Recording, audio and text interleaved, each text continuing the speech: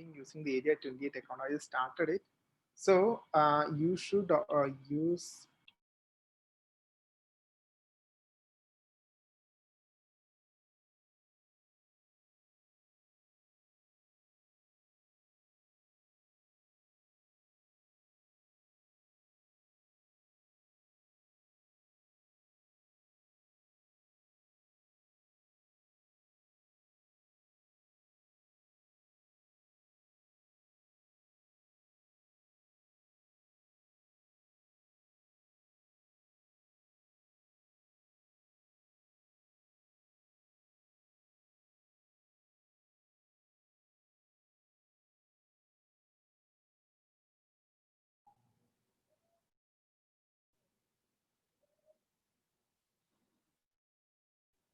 I'm actually. Hi, Jensen. I was muted. You can hear me? Good. Yeah. Breaking? Yes, I can hear you. Okay. No, perfect. It is perfect. Yeah, before checking my video is fine, no? Yeah, perfect. Yeah, but then the back curtain is showing. I think curtain, right? That's okay. Yeah. Curtain is fine. I can't do much about the curtain.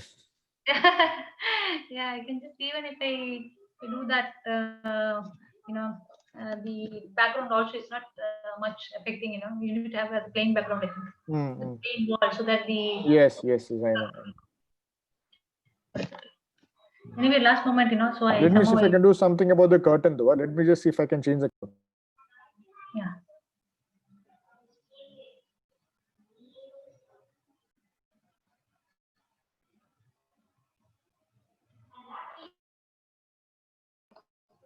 Hi, Jinesh. Maybe I think. Hello, Meenakshi. I'm still. Hi. Good.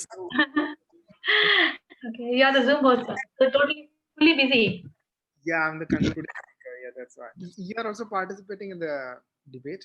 No. I'm just, at the last moment, Sajanatam, nobody was there. I think he's, I don't know who's that. I think he's getting late. All right. Okay. I don't know who's that. Wait, I'll check it. All right. Okay. I'm here. In case I'll make Jensen co-host. Yeah, I think Lini. Linia. Okay. Who's Lini? Is from your club? No, Lini is. No, she's definitely not out. What is it? Who's Lini? No, Lini is from Debatable. Lini is from Debatable, yeah. Debatable only. Okay. Debatable. Yeah. So what happened is she will join only by 7:15 because of work. Okay. So no problem. Anyway, the kids public. That is the problem. So I will start the meeting and I can go. I'll be for some time and I'll go. Yeah. That is enough. Yeah, you introduce me and then you can leave him. Actually, no problem. Yeah. So I didn't know that. Jinesh, can you rename yourself here? You're the. Hello. Yeah. Go ahead, Devin. Actually. No. Jinesh, just rename yourself as Debate 1. No, Debate 1. I'll send you by chat. Yeah. 1 second. How should You're the closing speaker, right? Yeah. Okay. Just share the pattern, then I can share. Debate 1.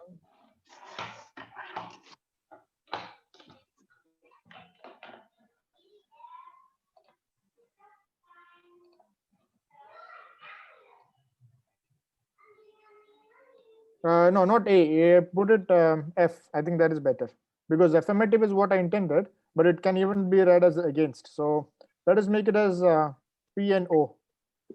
Proposition and opposition. Yeah, proponents. Hi, Meena. Hi. No, this is my phone, so it might be clear. It is surprisingly. It's my phone. Okay, wait. Okay. Now. I'm renaming you.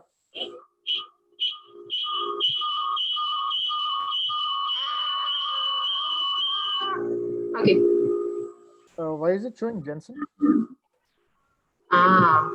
Okay, not the through. Wrong name.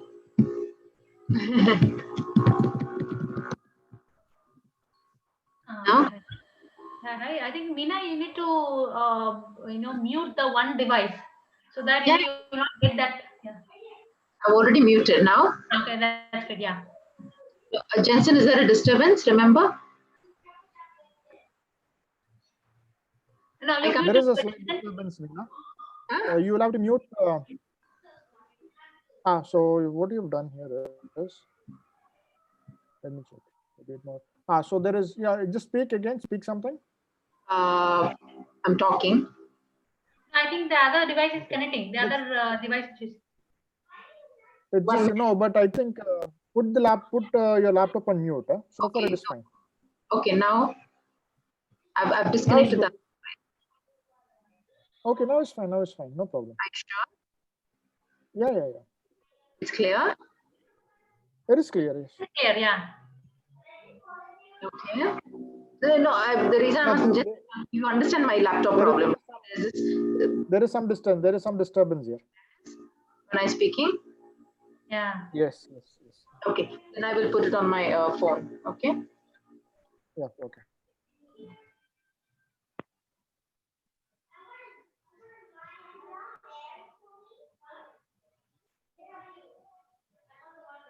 Why she wants to use two phone, the two thing, two. Her laptop has audio issues. So the sound will be from the phone and the video will be from the laptop. Okay.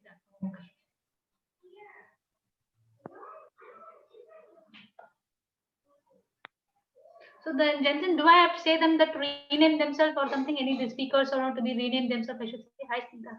No, what I will rename them myself. Yeah, don't worry. Sure. Yes, Nigda? Hey, Jensen. Hi, Meenakshi. Hi, Sneha. You're As long as it's connected from the home, I'm ready to attend. Don't need to travel. Good. So, Hi, Stuti. huh? No, Stuti. So, Is will it there be a fine now, right? presidential address today, or do we start directly? I'll do the AD address. I'll do the AD address, Snigdha. Okay. I'll just do the AD address and I'll get started with it, and then I'll immediately hand over to Meena, and then let's begin the debate. Okay. That's enough, no? Mm-hmm. Yeah, Jensen, that's what I was wondering. Huh? Yeah, Jenny. yeah. Can you help Stuti with the timing details? Stuti, you're there? Yes. Yeah. Stuti, Uh, are you there? Stuti, can you hear? Okay, cool. Stuti, so the timing rules will be for the opening speaker. Hello. Yeah. Hello. Yeah. Yes. Okay. So for the opening speaker, the timing would be 2 minutes green, Hmm. 2 minutes 30 seconds yellow, and 3 minutes red. Okay. And at 3 minutes 10 seconds, you mute the speaker. Mute Okay. the speaker. Can you mute anybody? Yeah. Are you a co-host? No, I will make Stuti co-host. Yeah, make Stuti co-host so she can mute people, the speakers. Stuti, we have done For in the our closing club. speaker, Stuti. Okay. Yeah, go ahead, Jenny. Yeah. Meenakshi. I can mute Meenakshi. So. Yes. Can you mute me? Can you try and mute me? Okay. Yeah. एक second.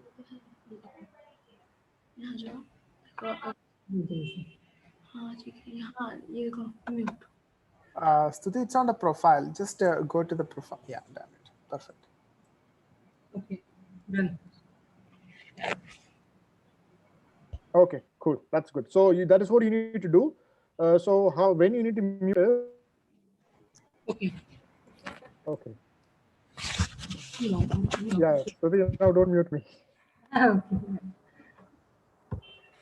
Yeah, so for the opening speaker and the rebuttal speaker, you mute, you show the green light at 2 minutes, the yellow light at 2 minutes 30 seconds, and the red light at 3 minutes.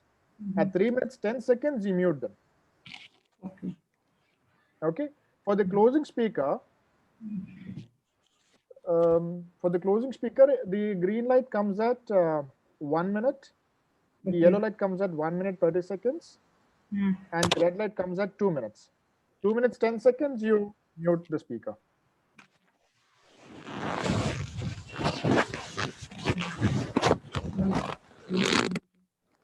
Can you explain? So we have the negative team of the.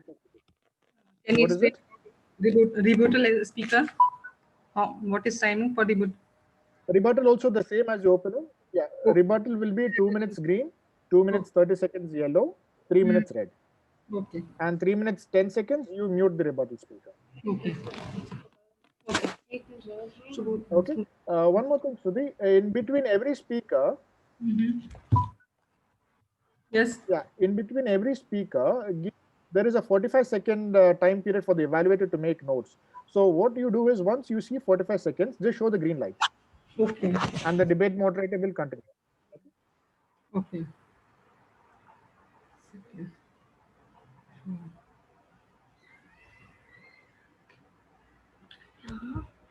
अपना participants पे चले जाना यहाँ आप यहाँ profile Stuti, Yes. Stuti, Jinesh here. If you remember how we did for the club debate contest, it's the same way. If you remember, the first two speakers will get 3 minutes, and the closing speaker will get 2 minutes. And now, I'm sure you remember the timings, right? Yeah. The 2:30, 3, 1:30 to that. Okay. Okay. And 45 minutes for that.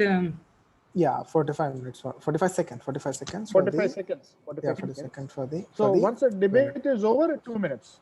Yeah, once debate is over, 2 minutes you give. Okay. Okay, it's just simple. Yeah. If you have any doubt, just you can ping me. Okay. Okay. Yeah. All right. यहाँ आप register profile है इसे mute mute करना ठीक mute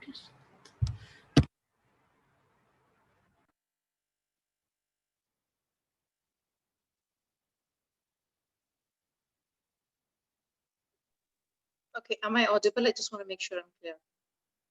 Yes, yes. Okay, perfect. Audible and visible. Okay, perfect.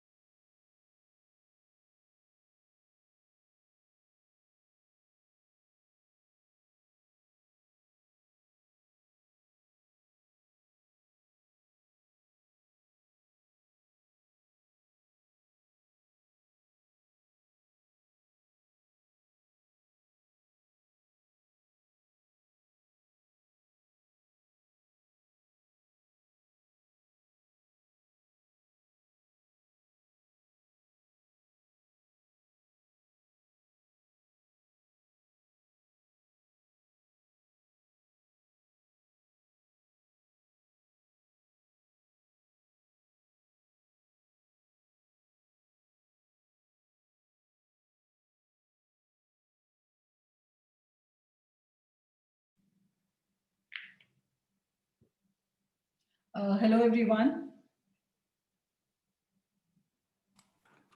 Hi, Hi, ma'am. Sami. How are you? Hi, Jensen. I will just rename you as debate evaluator. Sorry? I will just rename you. Okay. Debate evaluator. Okay. Hi, Samyama. Jinesh here.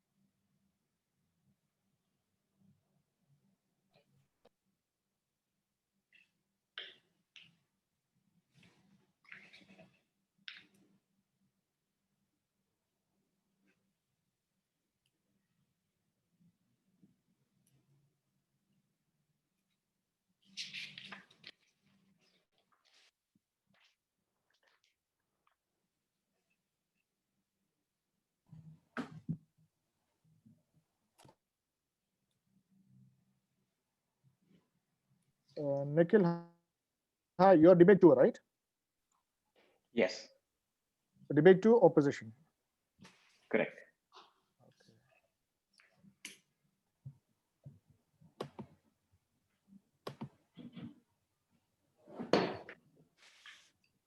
Hi, good evening, everyone.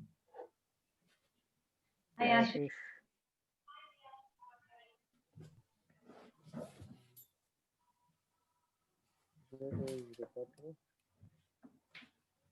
So Jason, at exactly 7 o'clock, I'll start. Yes, we start. Another 2 minutes to go.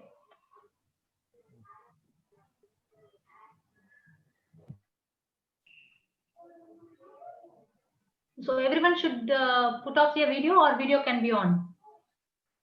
When the debate begins, let the contestants and the timer really have the videos on, and the debate moderator, of course.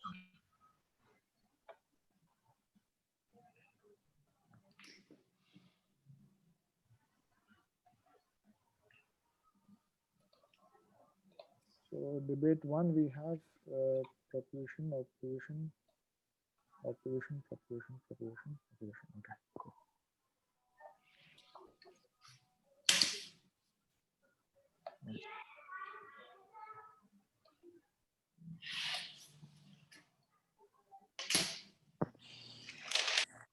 Hi, Jensen. Bye. Good evening.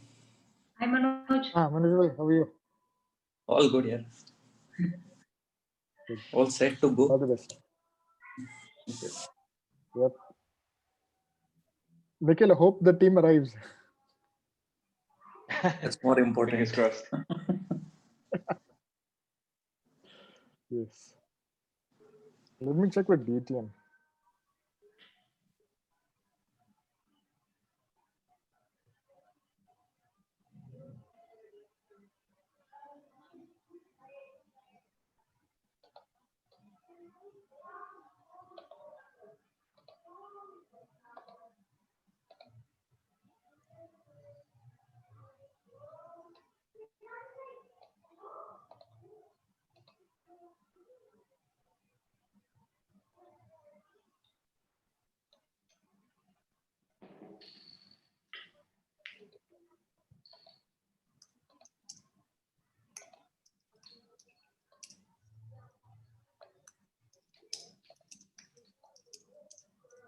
Jensen, at 7, I think my done? You can start? It's 7, okay. If you want light to come in your life, stand where it's shining. If you want to listen awesome speech by debaters, you must attend Debatable Club meeting.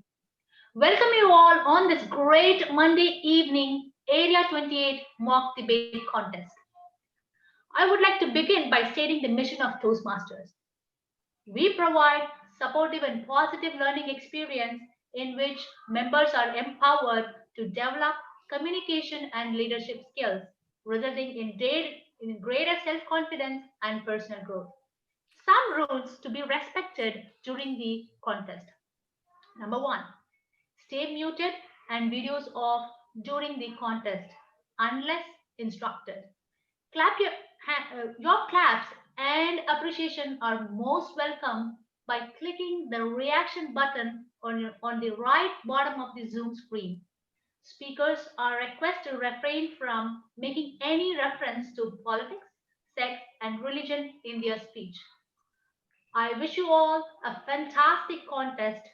Put your hands together in welcoming fantabulous leader who makes you learn more and do more.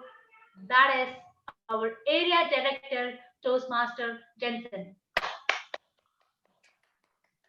Jensen, over to you.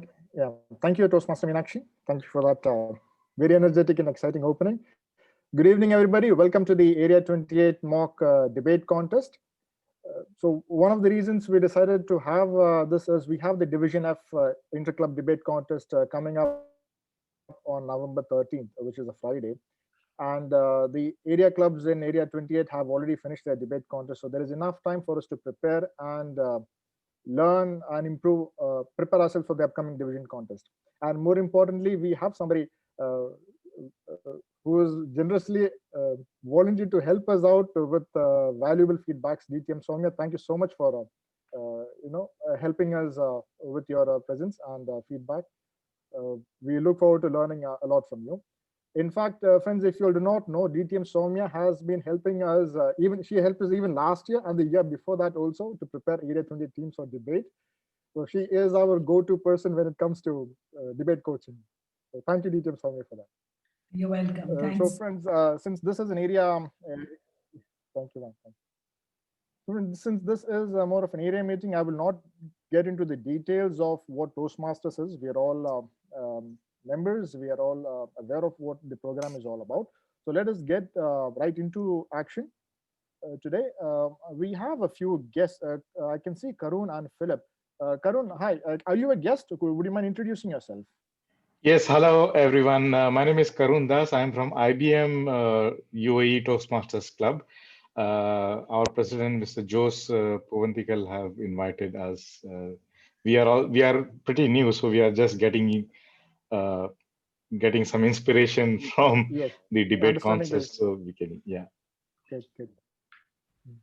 Yeah, thank you for coming, Karun. In fact, I know Toastmaster Jose. I'm a member. He is a member of my. We are members together at another club, DSC Advanced. So yeah, I've met you once Philip, at DSC. Yeah. All right. Okay. Thank you. Philip, hi. Are you a Toastmaster? Are you a guest? No. Good evening. I'm a Toastmaster with the IBM Toastmasters group as well with Karun. So invited by Jose to this call as well. I've done some Toastmastering before I joined IBM, so I'm quite familiar with all of this, but probably not as good as some of you guys are. Well, I wouldn't let us hope you get that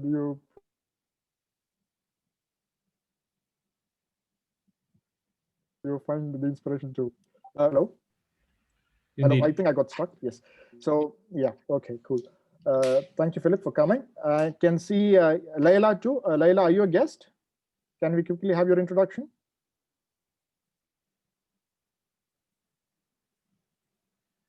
I think Layla is not available. All right. So let us not keep all of you waiting. Let us get into the mock debate contest. And to take this session forward, we have a very young, charming, and intelligent woman who's been a Toastmaster for that was sarcasm, basically, the last part.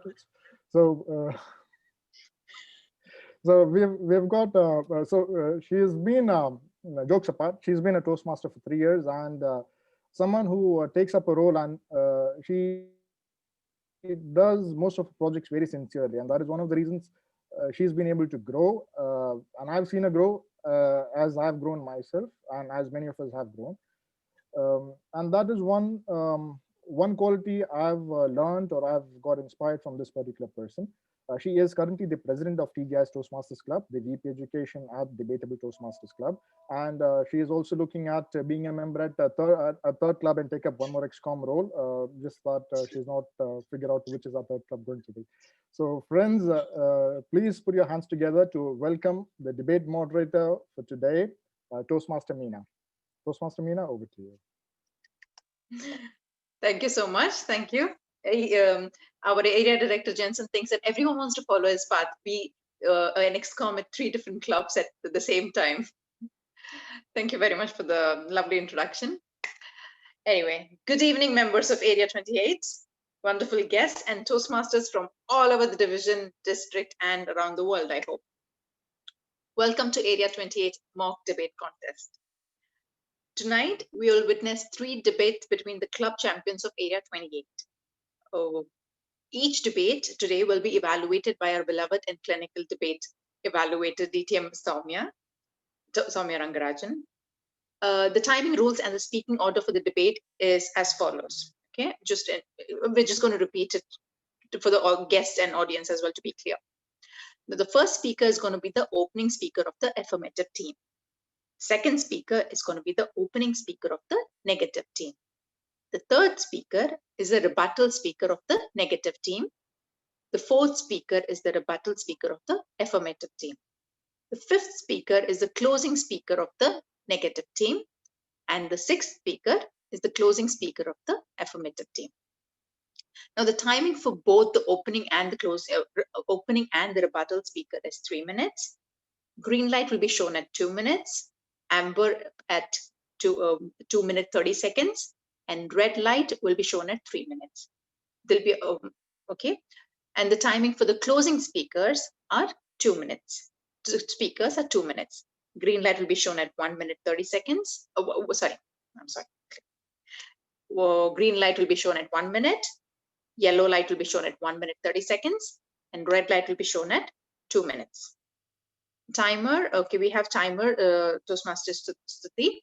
Please note that the opening and the rebuttal speakers will be muted at 3 minutes 10 seconds, and the closing speakers will be muted at 2 minutes 10 seconds. Okay. Okay. Okay. Now, the timing rules for all the three debates are going to be the same. There will be 45-second silence between each speaker for the evaluator to make her notes. This is between each speaker. After every speaker will have the timings. Now, at the end of each debate, there will be 2 minutes silence for the evaluator to prepare her evaluations, following which we will have a 10-minute evaluation session for the debate, for that particular debate. So we'll have it after each debate. Okay, now I hope I would request only the contestants of the first debate to put their videos on right now. Everybody else, if you can, so it's clear for the contestants as well. You can see the timer very clearly, and we only see the contestants of the first debate. So we have opening, debate one opening. Okay, 6 people, we have it ready. So contestants, are you ready? Thumbs up, thumbs up, thumbs up. Thank you. Okay, and evaluator, Toastmaster DTM Soumya, can we proceed? Okay, and now the first debate is between Discovery Gardens Toastmaster Club, who is the team affirmative, and Greens Dubai Toastmaster Club, who is the team negative. Okay, now the debate in motion is: kids should be at least 7 years before giving them a digital device.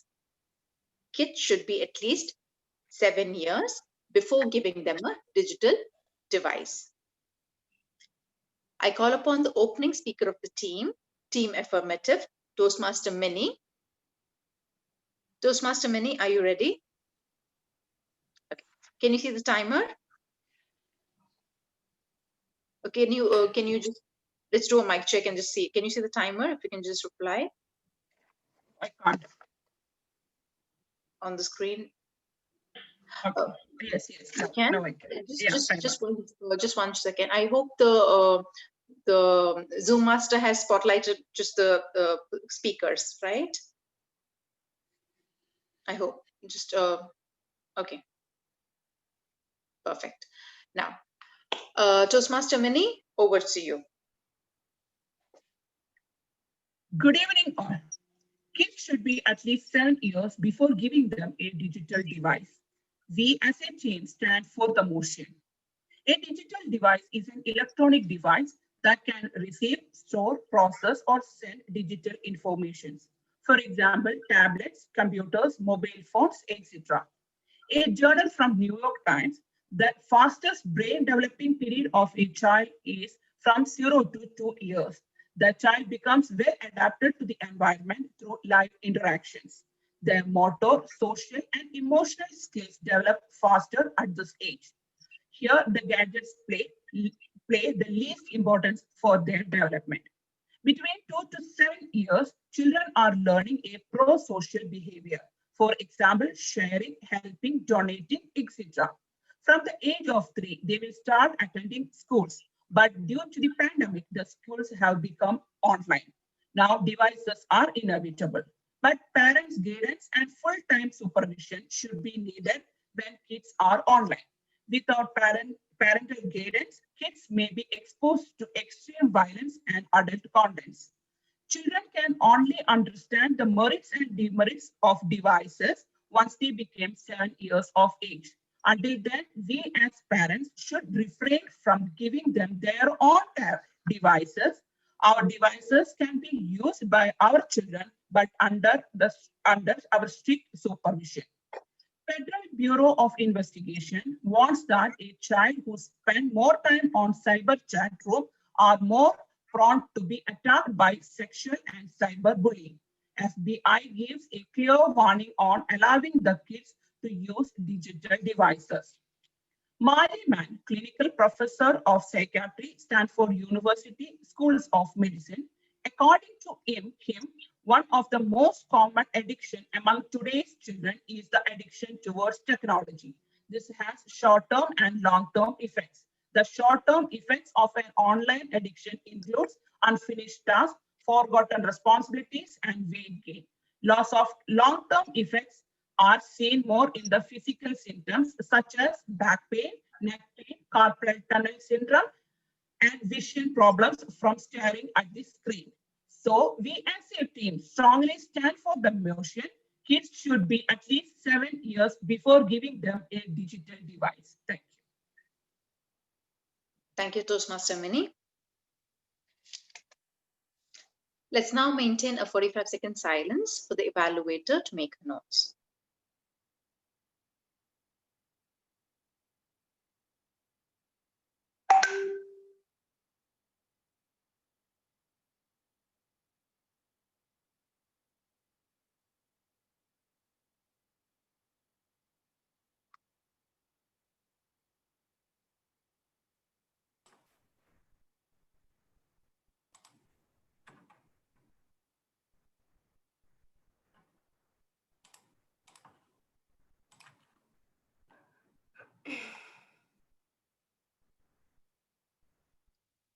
Suthi, once it's 45 seconds over, you'll put it red, right?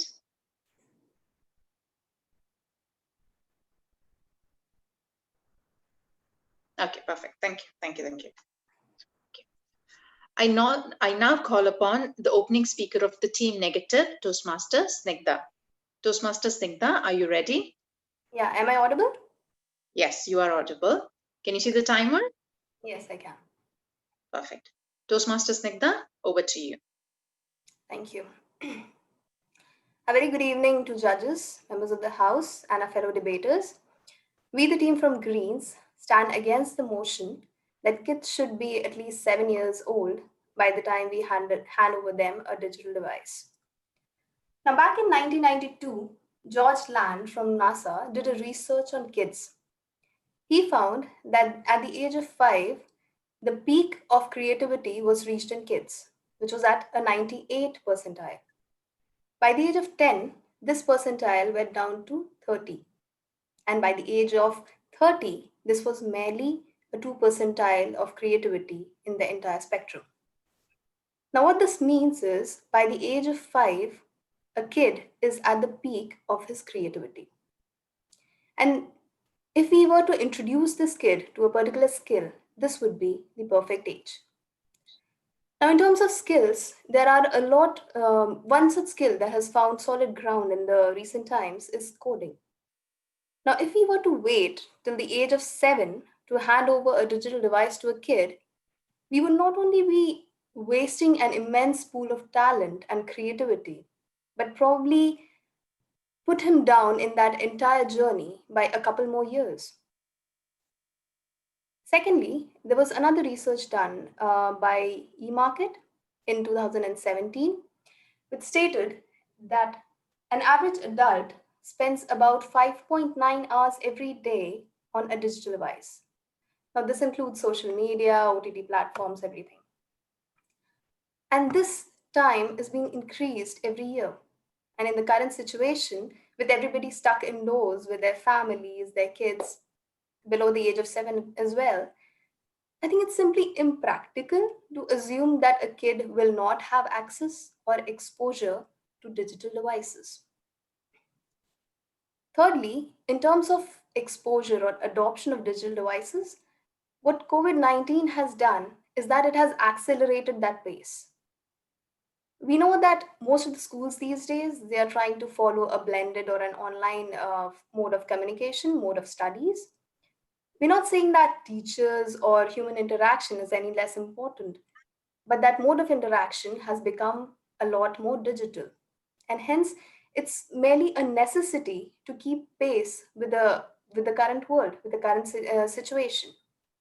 Now, before we move forward, I'll just try to clear the stance of my group, is that we do not support any form of uncontrolled or unrestricted use of digital devices.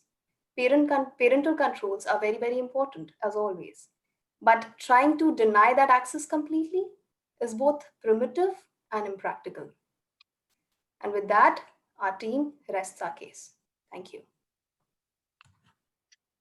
Thank you, Toastmasters Snigdha.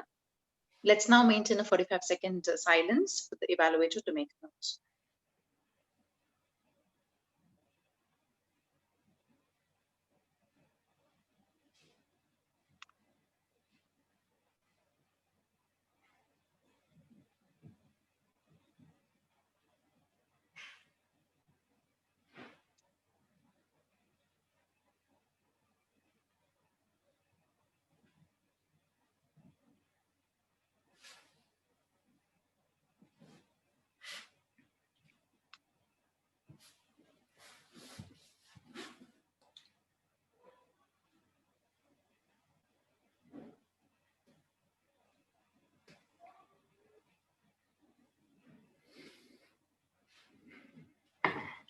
Thank you. I now call upon the rebuttal speaker of Team Negative, Toastmaster Ashish. Toastmaster Ashish, are you ready? Yes, I'm ready. Am I audible? Yes. Can you see the timer? Yes, I can. Toastmaster Ashish, over to you. Amazing. For a moment, I forgot I was in a debate contest. I thought I was in a tall-tay speech contest. What an intelligent start by my opponent speaker. They started some technical definition of defining digital devices, gave examples of mobile phone, tablets, but television sets, they conveniently forgot television sets because I know they have a weak ace up their sleeve. And what did they start with?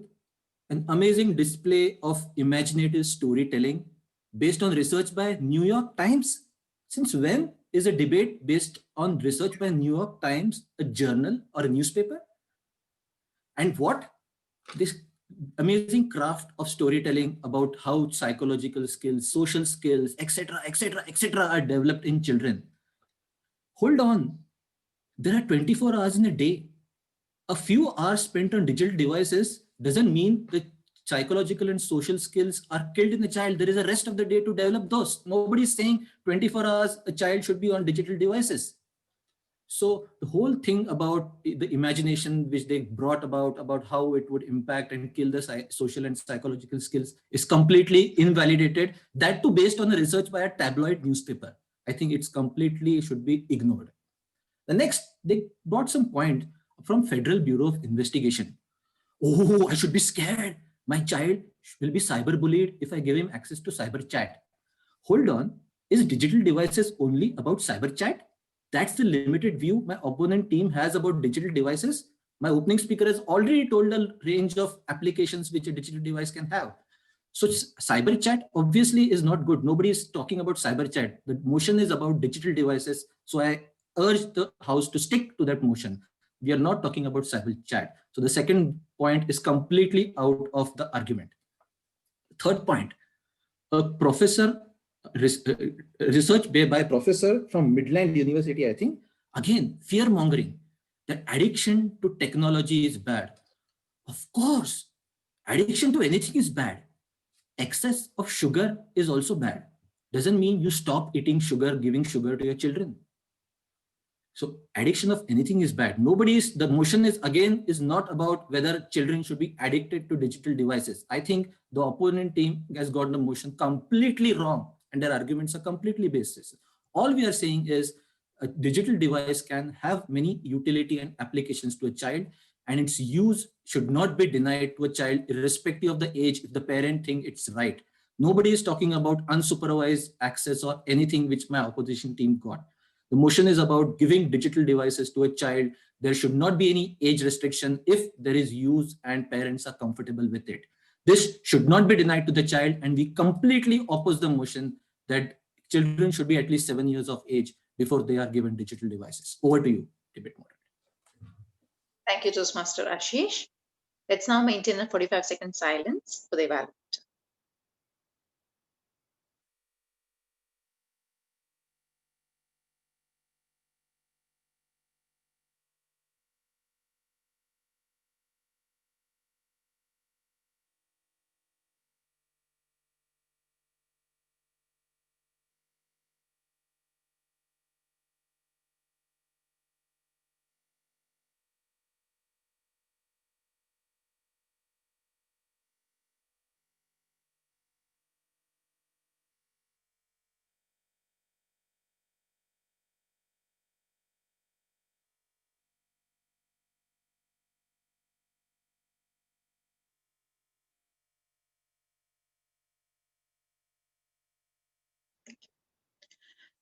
I now call upon the rebuttal speaker of the team affirmative, Toastmaster Ajay. Toastmaster Ajay, are you ready? Yes. Am I audible right now? Yes, there's some background noise. Yeah, Okay. that's cooking. Okay. Okay, perfect. Can you see the timer? Yes, perfect. Toastmaster Ajay, over to you. Good evening, Toastmasters, fellow judges, and my worthy opponents. Okay. Kids should be at least 7 years before giving them a digital device, and we strongly stand for the motion. First of all, let me lend a word which was used by one of my worthy opponents, that denying the digital device to a kid under the age of 7 is primitive and impractical. Now let me lend the word primitive, and when the opponent mentioned that in 1992 John Land, an astronaut, had done a scientific research, the growth or the creativity of the kids will be at the peak of age 5. This is pretty primitive, that is 1992, and it's been 28 years old now. The study does stand or not, it's up to the judges. Now, if at the age of 5, what should be a kid be doing?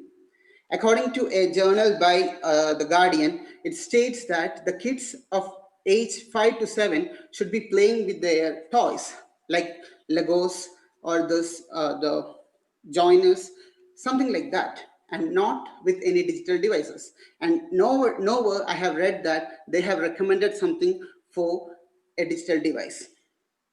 Now, one more point, like if the peak of creativity is only with digital device, I believe that Picasso, that is one of the greatest painters which the whole world has seen, has not been exposed to any digital device at his time, but still he's still renowned as one of the greatest painters of all the time.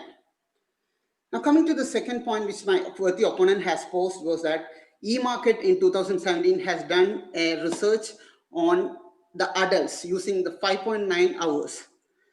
We are not talking about adults. We are talking about the kids who are of the age less than 7. How are they going to use it? How well are they going to use it? And in a journal by Very Well Family, the two doctors had told a simple thing in that. At the age of 7, the kids will be having a very much less self-control than they have at the age of 10 to 12. So they are not able to control what has to be done, which makes it clear that we should restrict them from using. And in the last point, the worthy opponent has mentioned that it should be used with the parental guidance. And in fact, she is giving us support. So directly or indirectly, the opponent wants us to be winning. And it is pretty clear that the kids should not be given the digital device before the age of 7. And we strongly stand for the motion. Over to you. Thank you, Toastmaster Ajay. Let's now maintain a 45-second silence, please.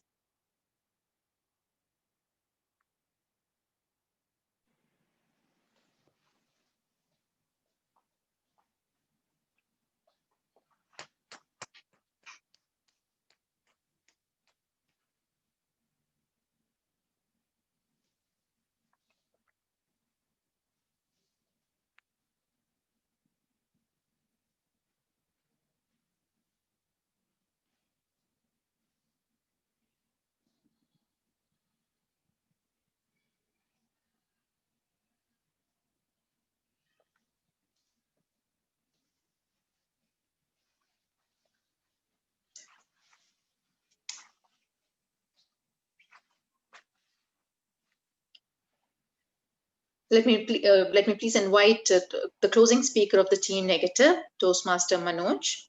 Toastmaster Manoj, are you ready? Yeah, am I audible? Yes. Can you see the timer? Yeah. Perfect. Toastmaster Manoj, over to you. How can we deprive kids from digital device? which is indispensable part of their learning. Don't you think we should be given early access to kids for digital devices? Awaiting until age of 7 will be too late. With that note, fellow parents and worthy opponent, good evening. Our team firmly against the motion, and our opening speaker opened the debate with flawless point. First, she mentioned that as per the NASA study, child has a maximum creativity until the age of 5, and subsequently it reduces. And coding is a hot potato worldwide. And if we deprive child, not allowing to access to these tools, especially at creative age of 5, which is not good for their learning. And furthermore, she stated that blanket ban on digital devices for kids is not a prudent decision when there's a research that adults have access to digital device at least 5.9 hours per day, and which is increasing. And finally, she pointed that there is a paradigm shift in education, especially after COVID-19, where kids are more based on digital devices and blended learning. And our rebuttal speaker completely torn and bottle up or worthy opponent with their absurd, pointless, and baseless arguments on 3 things. The first one, the development of psychological and social skill. The second one is the cyber chat. And the third one is addition to technology is bad. And he played well devil's advocate and convinced the house to reject the motion. See, we are not saying that kids should not be flooded with devices at early age. What we are trying to say to the house that kids should have some exposure to digital devices at early age with parental control and restricted uses. To conclude, based on all the facts and figures presented by our team, we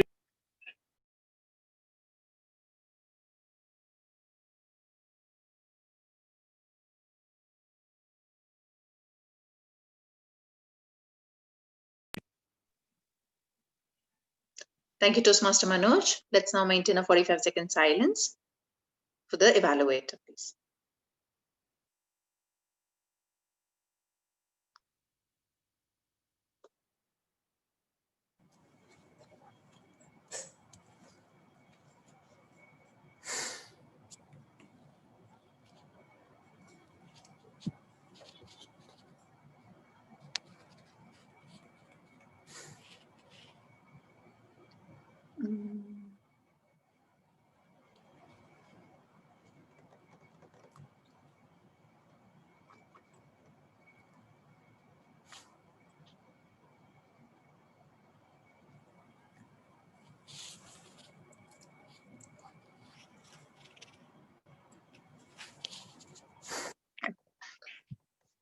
I now call upon the closing speaker of the team affirmative, Toastmaster Jinesh. Toastmaster Jinesh, are you ready? Yes, I'm ready. Can you see the timer? Yeah, I can see the timer. Toastmaster Jinesh, over to you. Yeah. Good evening, fellow Toastmasters and our worthy opponents. No one cares more about your child's well-being and success than you do. Our opening speaker has clearly defined what is digital devices and why is it important not to give digital devices to kids until they are 7, with the following 3 arguments. First one, a child's brain grows fastest in the first 3 years of their life, which makes it this period most critical one for lingual, emotional, social, and their motor skill development. And between 2 and 7, children are learning pro-social behaviors like sharing, helping, etc. Here, the digital devices play least importance for their development. Second point, children who spend more time online on digital devices are more prone to abusive content and cyberbullying. Children can only understand the merits and demerits of digital devices only once they are grown up. And the third point, one of the most common addiction among today's children is towards technology, and it has short-term and long-term effects, like unfinished tasks and forgotten responsibilities, etc. And our rebuttal speaker clearly dismissed the opponent's arguments. the NASA study of saying that kids' creativity is at peak, is at age 5, as dismissed by saying that the playing physical games like Legos can also bring creativity to the kids. And he given the example of Picasso, who was the peak of creativity at the age, in the later age. And he dismissed the e-market study research on the adults. We are talking about the children's, and he dismissed that argument. And the adoption of technology in schools as well dismissed, actually, by saying that we never say the technology should not be device should not be used, but it can be used under parental guidance. And there's a clear difference between giving a child a digital device and using it under a parent's supervision for a limited time or the desired time. So therefore, we urge the House to pass the motion kids should be at least 7 years before giving them digital device. Over to you. Thank you, Toastmasters Janesh. Let's now maintain a 2-minute silence for the evaluator to make her notes. 2 minutes, please.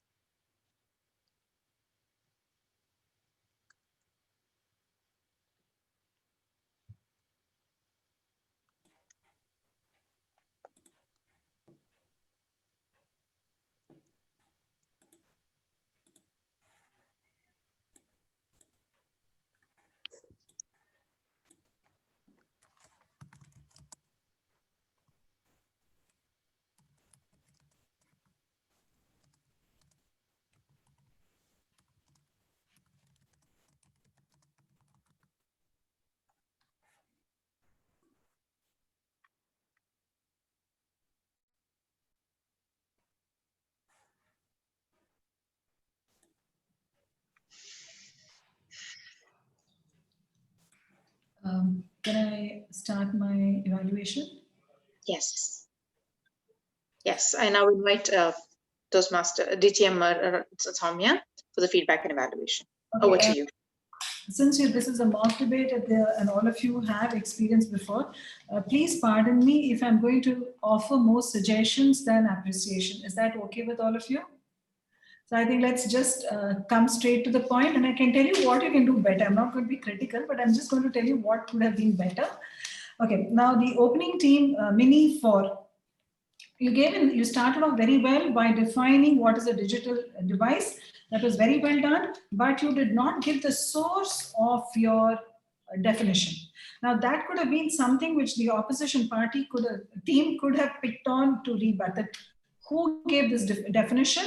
You did not state your source. So whether you had something solid to say or not, it would have come out as a flaw in that team. So that, Mini, you could have overcome that by stating from where you have taken that definition.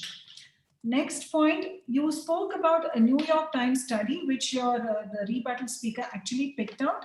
When you're giving a newspaper study, it has to be very clear, because a newspaper is going to report. It is not a organization which is conducting a research or a study. So by saying New York Times has reported, that is not substantiated information. You should have said they reported a study conducted by so-and-so wherein they found out this. So that would have been, would have added strength to your argument. So the point as such was very good. About 2 to 7, social behavior develops. You know, that was actually one of your strongest points. But it would have had greater impact if you had had a proper research organization telling you. A point which both teams missed was, why are we harping on the 7 years? What significance does 7 years have? So that neither of you picked on that, neither team picked on that, and you should have concentrated on it. Because say, for example, when the 4 team is speaking, saying that kids should be at least 7, the rebuttal speaker could have actually picked on that point, saying, why 7? What is the significance of this year 7? The statistics which you have said says from 2 to 5, the creativity is the highest, and then after 10, it declines. So what is the significance of this number 7? That could have been something which you could have picked on. The cyber crime part, the Stanford University, I think the addiction was a very good point. The cybercrime point was also very good.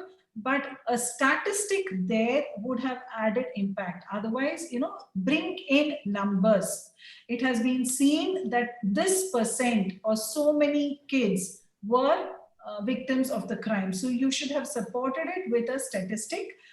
Mini, I hope you got my points. Now coming to Snigdha, Mini, actually the audio was not very clear, so I had a problem hearing some words, so that could have been one reason, I don't know. Snigdha, your delivery was very well paced, very crisp, and there was a lot of clarity in what you said. The first point which you said about the NASA creativity, it was a very good point, but as your rebuttal speaker picked up, 1992 is ancient data. You should have said right from 1992 it has been found out, and a more recent research in 2018 or 2019 has shown this. Because when you give something of 1992, that is you're inviting trouble. It's easy to attack something as outdated information.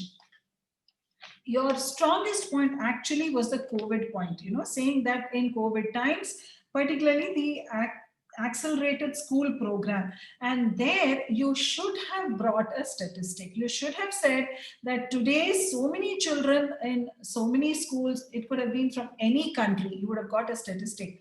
They are all into online education. So if you deprive a child of a digital device, how do you think we are going to move forward? So there, the point was very good, but it lacked a statistic which you could have brought in. Then the point about adults, which you said, it was not very convincing. You should have come up with something better, or you linked it better. When you're saying that adults are spending 6 hours, so how does it connect up with a child? So that it lacked conviction, I felt, unless you could have brought in something else to tie it up together.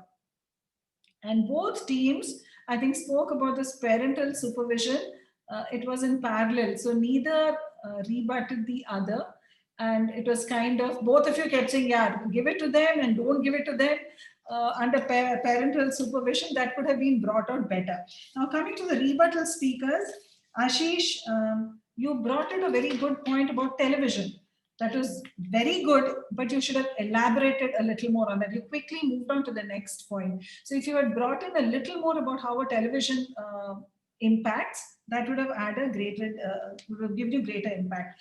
Then for the social skills, psychological point, you said something about, we are not asking you to keep it for 24 hours, a little time is okay. That's a kind of vague statement. Instead, what you can do is keep ready some counter examples which you can offer. Your cybercrime point was not convincing at all. It should, at least the way you projected it was not convincing. You cannot, because when you're talking about cybercrime, it's a very serious issue, and people will be latching onto it. So to make it sound trivial will not help your cause. So instead of that, emphasize that yes, cybercrime is a serious issue, but this needs to be addressed by adult supervision. Okay. The addiction point, you handled it very, very well, because you said, you brought the motion in perspective, saying our argument is not about saying just give them free rein over it, but it should be done under adult supervision. So that you attacked it very well. Coming to the rebuttal speaker, Ajay. Ajay, all your arguments were very well worded, but what you lacked was a little more emphasis. That has to be a little more aggressiveness in the way you're delivering your points. You said you attacked the 28-year-old statistic very well. You also said that the Guardian says that children should play. There again, as I said to Minnie, you should talk. It's not enough to say Guardian has said this, New York Times has said that. Based on what have they said that? That is important. The e-market, again, you attacked it very well. You said we are not talking about adults, and 7-year-old kids have less self-control. That part of it you brought out very well. I would think that what you need is to be a little more emphatic. Keep some statistics ready. Ashish, what I feel for you is keep some counter examples ready. Now for the closing speakers, Manoj, your opening should have been crisper. You spent a lot of time in an opening, which was not adding value to your team. So keep your opening of that closing a little crisper, but you did cover all the points. You sum it up. You didn't have time to sum it up because of the opening being extremely long. And both the closing speakers, you have to reiterate one statistic or one research which was your team's strong point. And that in your closing, you have to bring it back. Don't just say NASA said this, my opening speaker said that. So that should have been, Jinesh, yes, you covered everything. The Picasso point, whoever brought it out, that was rebuttal, Ajay, that was an excellent point. But what you could have done it, please forgive the my constantly saying, but you could have done this. I'm just trying to add more value. See, instead of just sticking to Picasso, you should have listed 4 or 5 people, quickly on your fingertips. There was Picasso, there was Beethoven, there was, if you had listed so many people, the impact would have been so much more. You said, these people didn't have digital devices. So why do we need digital devices to promote creativity? Okay, so, and Jinesh, yes, you closed very well. In fact, you had time to bring in your stand. But as I said, you failed to reiterate a study or a research point which your team brought. That's a one inclusion you could have made, but otherwise the closing speakers, both of you covered all the points. Over to you, Meena.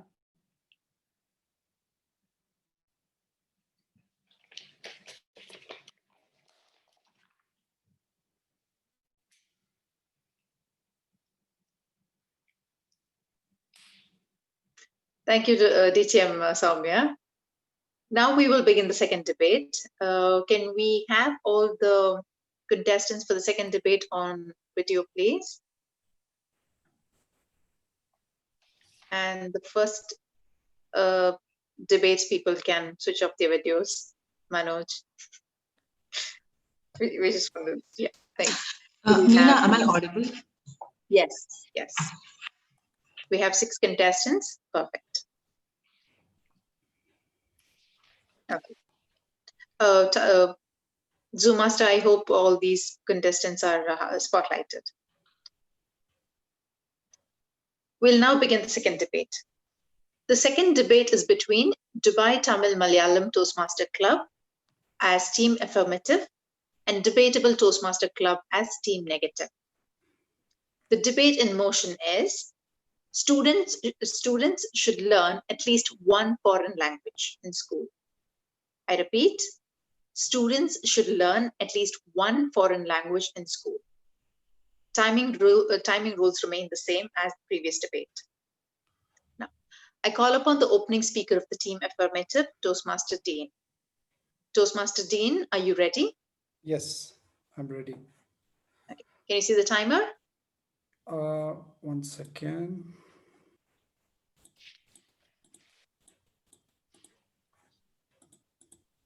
Let me pen it up. Yes, I can see now. Toastmaster Dean, over to you. Thank you. Good evening, fellow Toastmasters, guests, judges, and our worthy opponents. We as a team, for the motion, students should learn at least one foreign language in school. Why it should happen from school? The critical period to learn a language or a foreign language should commence when you are young, as per the National Organization of Speech and Language. The best time to learn a foreign language is from birth to puberty. This is being advocated by renowned personals like Arne Duncan, US Secretary of Education, Peter Checker, footballer, and Chandra Bullock, famous actresses. Learning foreign language is becoming a mandate for computing today's global market as well as the attaining various heights in higher studies and research. As per Ethnologue website survey, the Mandarin is the world largest language in terms of native language consideration, around 900 million. English beats the race of largest foreign language speakers population. This is the evidence that major population in world agree towards our motion, students should learn at least one foreign language in school for their growth and effective communication. Also, 80% of European Union peoples learn foreign language and teach their children as per the survey report published in BBC. My last point is that it benefits the brain. It's an evidence from a study published in Journal of Experimental Child Psychology that bilingual children perform much better than the monolingual children. It's because of the enhanced memory due to the bilingualism. Adding to this, speaking foreign language may delay the dementia. This has been proved by study conducted by Professor Thomas Beck from University of Edinburgh, Department of Psychology. With the above summarized point, we as a team for the motion that students should learn at least one foreign language in school. Over to the council chair. Thank you, Toastmaster Dean. Let's now maintain a 45-second silence for the evaluator.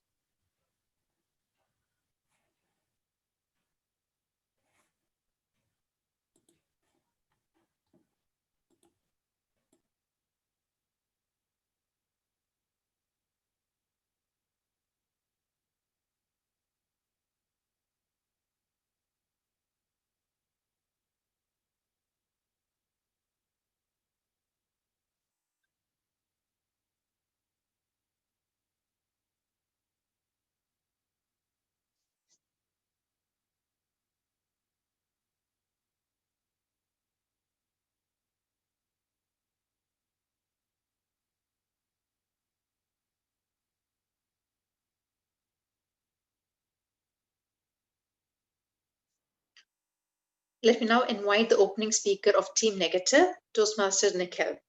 Toastmaster Nikhil, are you ready? Yes. Can you see the timer? Can you hear me? I can see the timer, yes. Perfect. Toastmaster Nikhil, over to you. Thank you, debate moderator. Good evening, fellow Toastmasters and guests.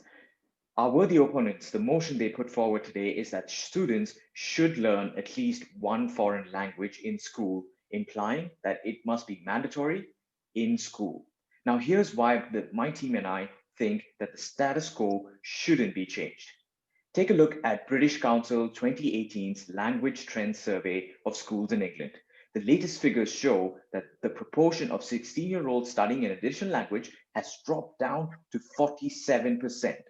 More than half the students don't want to study an additional language. The Language Trends Survey also showed economic inequalities in access to language learning. Schools which take in larger proportion of pupils who are eligible for free school meals, an indicator of poverty, tend for timetable languages for fewer hours per week.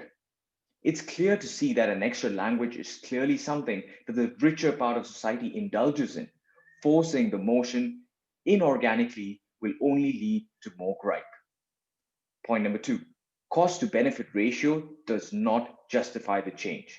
Rather than being in the ideological utopia, think of yourself as a government administrator or leaders in charge of an educational organization. The data from a general social survey in the US in 2006 shows that there's declining interest. So would you still try to force the issue and make it work, or adapt to changes and find innovative ways? The data shows that the cost to benefit ratio of having foreign language teachers to break even is too high for it to even warrant justification. So I urge my opponents to stop trying to make the square peg fit into the round hole. Not only are there reasons why we shouldn't make this change, there's evidence that shows that there will be ill effects should we make it possible. Take the example of South Korea, where students were forced to learn an additional language, only to be seen to be rarely using it. This 2015 Korean research paper showed the ill effects of learning English as a second language and the impact it had on children. Children found it difficult to comprehend the grammar and vocabulary. Compared to adults, there were inadequacies in the current setup of foreign language teachers, and foreign language teachers are not fully trained on knowledge of the child's developmental systems. So here's the alternative that we are suggesting. Students should focus on a singular language versus having the burden to learn another language in their formative years. Students should be given the option to choose the language that they want rather than making it mandatory. In conclusion, our team would like to point out that our opponents have confused what could possibly be termed as a nice to have versus a must have option. We are not against foreign languages or the teaching of the same, but we urge the House to look at the response from the students, the teachers, and the data that's available, rather than forcing another ill-conceived mandatory rule. Over to you, debate moderator. Toastmaster Nikhil. Sorry, thank you, Toastmaster Nikhil. Let's now maintain a 45-second silence for the evaluator.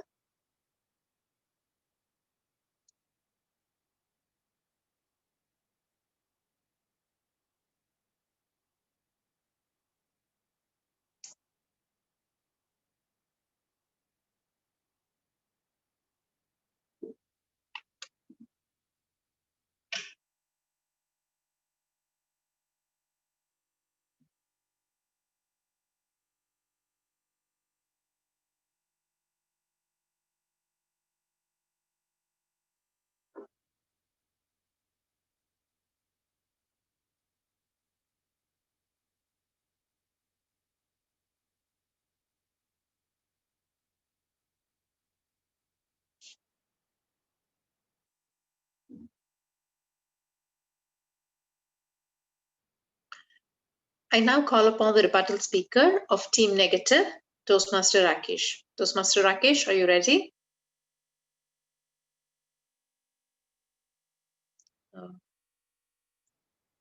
Unmute you. I cannot hear you. You'll have to unmute. Okay, done. Thank you. So I can start now? Can you see the timer? Yes, I can. Thank you. Toastmaster Rakesh, over to you. I grant it to the opposition that they have done an effective job in saying that there are various benefits if students should learn at least one foreign language in school. But respected judges and audience, where they have missed out is where have they talked about the costs? Economist Thomas Sowell, very respected economist, has said that there is an opportunity cost. Besides a monetary cost, in that same period, you could be doing something else which is creative.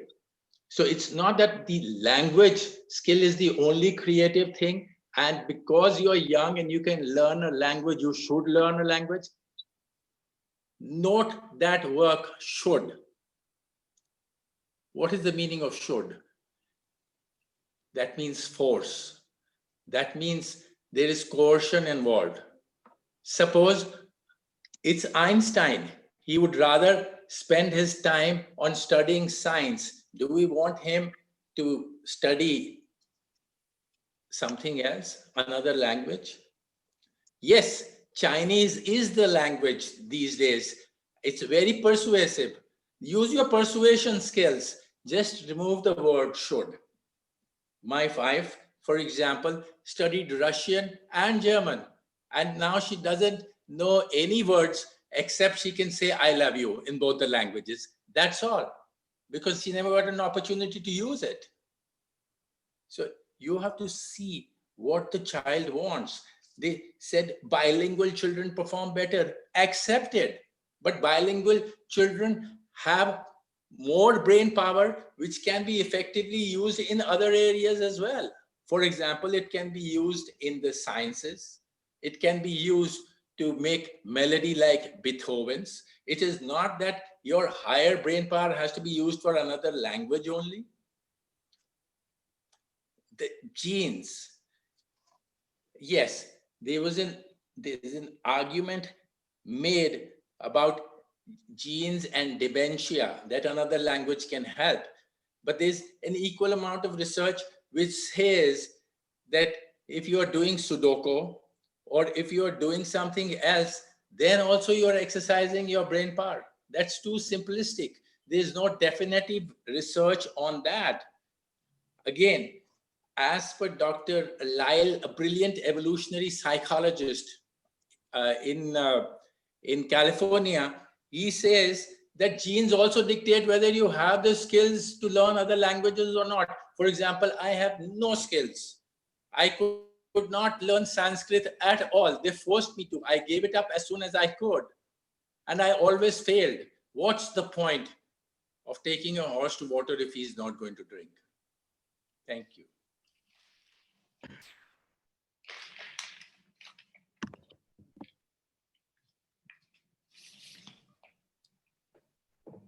Toastmaster Meena, you're on mute.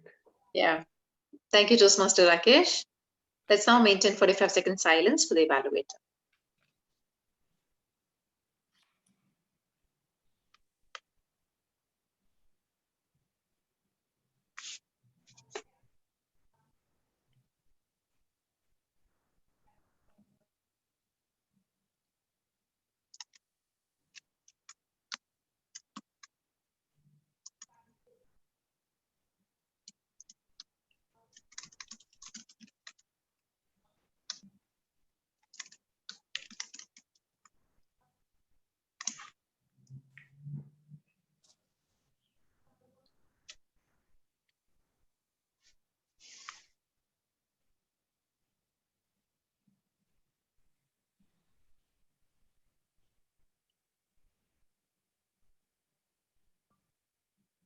I now call upon the rebuttal speaker of Team Affirmative, Toastmaster Shabil. Toastmaster Shabil, are you ready? Yes. Can you see the timer? Yes. Toastmaster Shabil, over to you. വിദ്യാർത്ഥികൾ ഒരു പാശ്ചാത്യ ഭാഷയെങ്കിലും വിദ്യാലയത്തിൽ പഠിക്കണം. My mother tongue. This would have been the situation. Henceforth, we stand for the motion students should learn at least one foreign language in school. All the contentions placed by the worthy opponent is baseless, far from facts, and completely groundless. Sitting in an international fraternity where foreign language is being used, explaining and criticizing the foreign language, the usage and the must, it completely says the argument is reasonless. Let's take the first point. He has taken the British Council example, the economic equality and the free meals and the poverty. I can tell you why the British Council has been working in all the other countries. Because it's a foreign language, setting up its IELTS exams and things. So that will be showing you each and every country has got British Council officers, and it is talking about how to take the foreign language test. The second point is very much you have to take it for granted, being parents. We are not talking about business. We are not talking about accounting or budgeting, where you can bring cost-benefit analysis. What are you talking about? And you bought a data from 2006 without a source. We are not in utopia. You people are in utopia. Because we are seeing, I did, you did, we all did the same thing we are talking about. That is learning a foreign language in school. You brought a third point about South Korea. Again, the report was from 2015. And if you know, there is a terminology in South Korea known as education fever. And even though it's been taken as top on global education, it's because of the educational system prevailing in South Korea. And one line I want to substantiate, you said the foreign language trainers are not trained. You know what is the reason? Come to our side. That is the motion. Because they might have not studied the foreign language in their school. That is a reason which I can tell you. So all the 3 points, the worthy opponent's base is completely baseless, reasonless. Henceforth, we are against this. We are in a time where the diaspora, how we see the children, my mother tongue is their foreign language. Many European countries started insisting not only one, but the second foreign language. The world is behind machine languages. We should never shut the doors for at least foreign language just to live a life.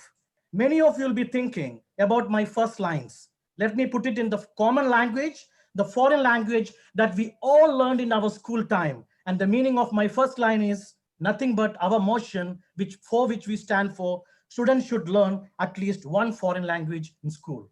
Over to you. Thank you, Toastmaster Shabil. Let us now maintain a 45-second silence, please.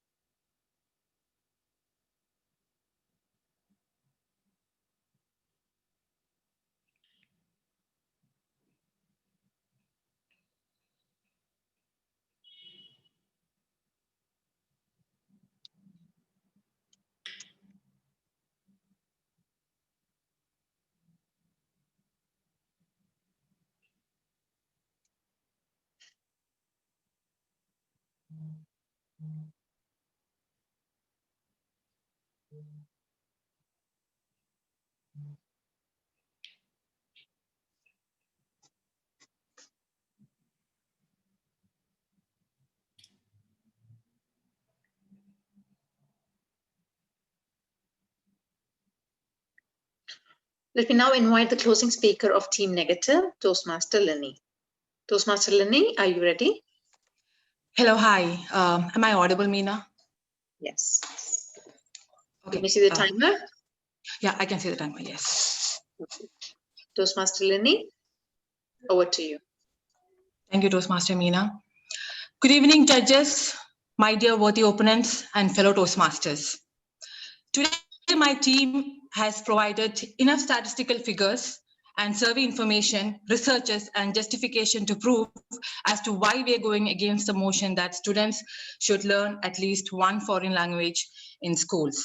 As pointed by my opening speaker, the portrait of economic inequality in access to the language learning and the high cost to benefit of having a foreign language teacher in a school is totally not worth the time and effort for the school to make a foreign language mandatory, especially if the teacher is not proficient in the language and fully trained. So besides, what's the point in learning a language that's rarely being used at later point of your life, right? So with this, I request the House to believe that this should be a choice for the student, that the foreign language should be a choice that they should make and not mandatory. And my rebuttal speaker has pointed out all the points, has rebutted all the points, and has made it undeniably true that it is pointless to have a foreign language made mandatory in schools. So with this, let me conclude by reminding everyone what my opening speaker has said, that what is possibly be termed a nice to have option should not be made must have option. So with this, with all these points put forward by me and my team, I would request the House to stand against the motion that students should learn at least one foreign language in school. Thank you. Thank you, Toastmaster Lini. Let's now maintain 45-second silence, please.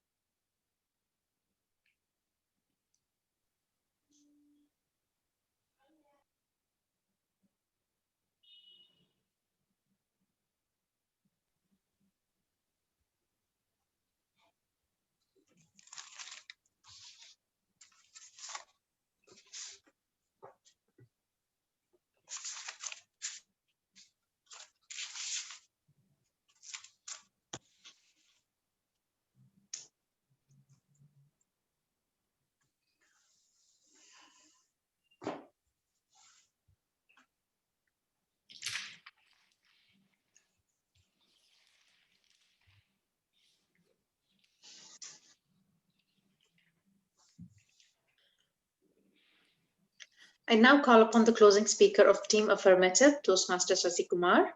Toastmaster Sasikumar, are you ready? Yeah, I'm ready. Can you see the timer? Yes, I can see. Toastmaster Sasikumar, over to you. Good evening, fellow Toastmasters and Honorable Judge. Today, as a team, we stand for the motion. Our team members have very well presented that students should learn at least one foreign language in school. Our opening speaker mentioned very clearly the benefit and the importance of foreign language, and also justified that why students should learn at least one foreign language in school. He has nailed down very well the following 3 points. Point number 1, as per the National Organization of Speech and Language, the best time to learn language is from birth to puberty. This has been acknowledged by many legends. Second point, learning foreign language is becoming mandate for competing today's global market, as well as attaining various heights in the higher studies and research.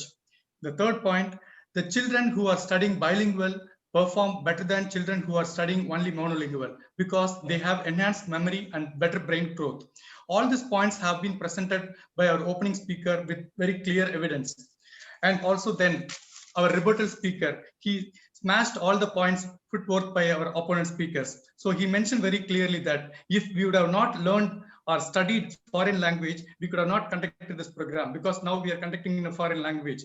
And also he mentioned that we should not go for the cost benefit analysis for learning foreign language. And also the opponents, what the opponent speakers, they use the data 2006 data, which is outdated, which we cannot consider.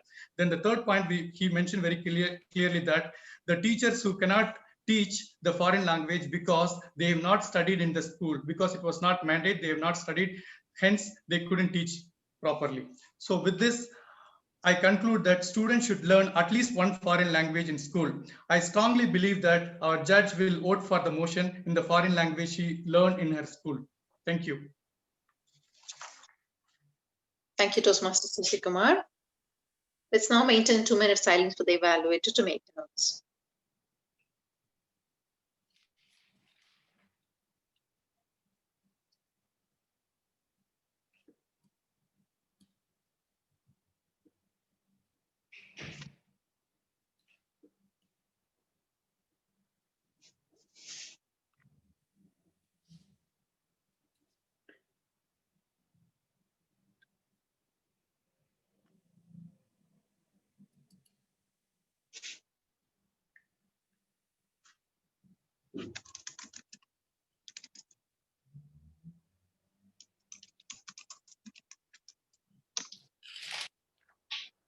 Yeah. Okay. Thank you, friends. That concludes the second debate of tonight's mock debate contest. I now invite DTM Soumya Rangarajan for her feedback and evaluation. Over to you. Thank you. Students should learn at least one foreign language in school. When you have a topic like this, at least the team against should focus on the point should, and that's what they did. Now, starting from the opening for team, why you have to learn at school, the first point was very good. They said the National Organization for School and Learning, I think I forgot what the S stood for, and language. They have said that the best time to learn a language is from birth to puberty, which matches school learning. So that was very well said.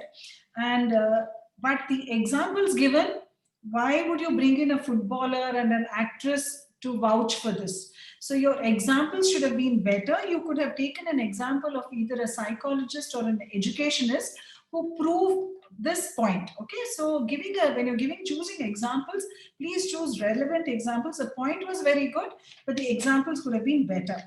The second point you brought about competing in a global market and about the number of Mandarin speakers versus the English speakers. This point could have been brought out better. It lacked a little clarity. Why did you talk about Mandarin and then English? The point didn't come out very well. What could have been done was you could have spoken about a successful corporate, saying there should have been a study on that, how various corporates employ people who have skill in more than one language. That might have added value to this point. The third point was something about European Union has seen that 80% of people in the European Union learn more than 2 languages as per a BBC report.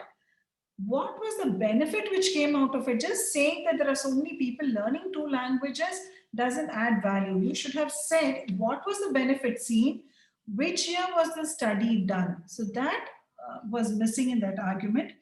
The psychology point, the brain point is actually always a very good point in any argument.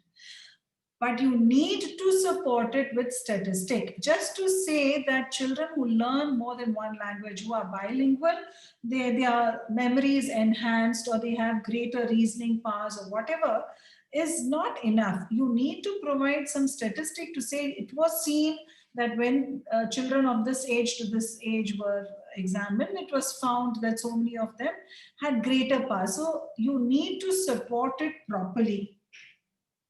Again, the dementia example was good. You gave the example of University of Edinburgh, but then you failed to say when the study was done, on whom it was done, what was the sample size. Now, when you give a study or a research without all these details, you're calling for trouble, because the opposition can very easily pick on, say, what was the sample size of the study, on whom was it done, when was it done, and what did they find out. So that would trash your supporting evidence. Okay. So the for Dean, your points were good, but the supporting statistic or research could have been better. Okay. Then, as I said, you could have brought in an angle of companies, employment, and so on.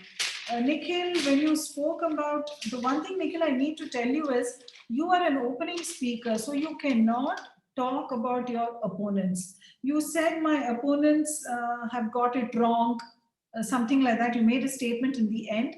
You are not in a position to say that. That should come out from your rebuttal speaker, so you can avoid that. The first point you spoke about was your British Council survey. You said 16-year-old, 16, it was seen that 47% don't want to study. That was good, but the more effective point was the poverty, economic inequality, and doing an extra language is only for the rich. Again, you should have given a statistic to say how much it costs to study an additional language and how people can't afford it. That should have been there, because this could have just been your own understanding of the situation. The cost benefit ratio to the government, to the admin, again, an excellent point. And you could have there, when you're talking about a cost benefit ratio, in particular, you should have brought in developing countries, because it would have added, you could have got those statistics very easily, that in a developing country which is spending so much, has only so much to spend on education, where are the resources available to provide a additional language? And again, the data which you quoted, the social survey, it was 2006, very old. When you're bringing data, try to keep it at least within the last 5 years. Okay.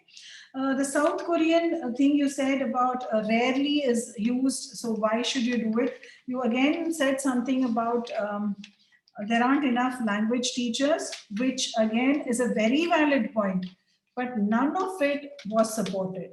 How do you know the teachers are not available? You didn't have a statistic to say that, or no research study. So I wish you had brought that in. Your emphasis was on the should and the choose. That was very well done, because as I said, that was the weak link in this argument. And picking on that, fixing on that was a very good point. You should have, one thing you didn't talk about was you never brought in anything about brain power for children, whether it affects them psychologically in any way, that you didn't touch upon. Coming to the rebuttal speakers, Rakesh, you need to say, match your rebuttal with every point. You have to say that you said this, but this is not true because of this. Now, you said something about economic opportunity cost. It seemed kind of unrelated to your to the person's statement, okay, your for-team statement. I wish you had made a connection there, then it would have been better, okay.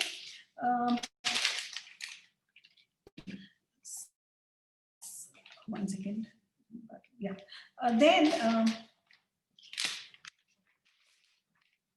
The second thing you said, Chinese is the language. Bringing in the example of your wife who knows Russian and German, it was, see, generally we say don't bring in personal examples. But in this case, it was very relevant to say that there is no point using a language if you're not going to be able to use it.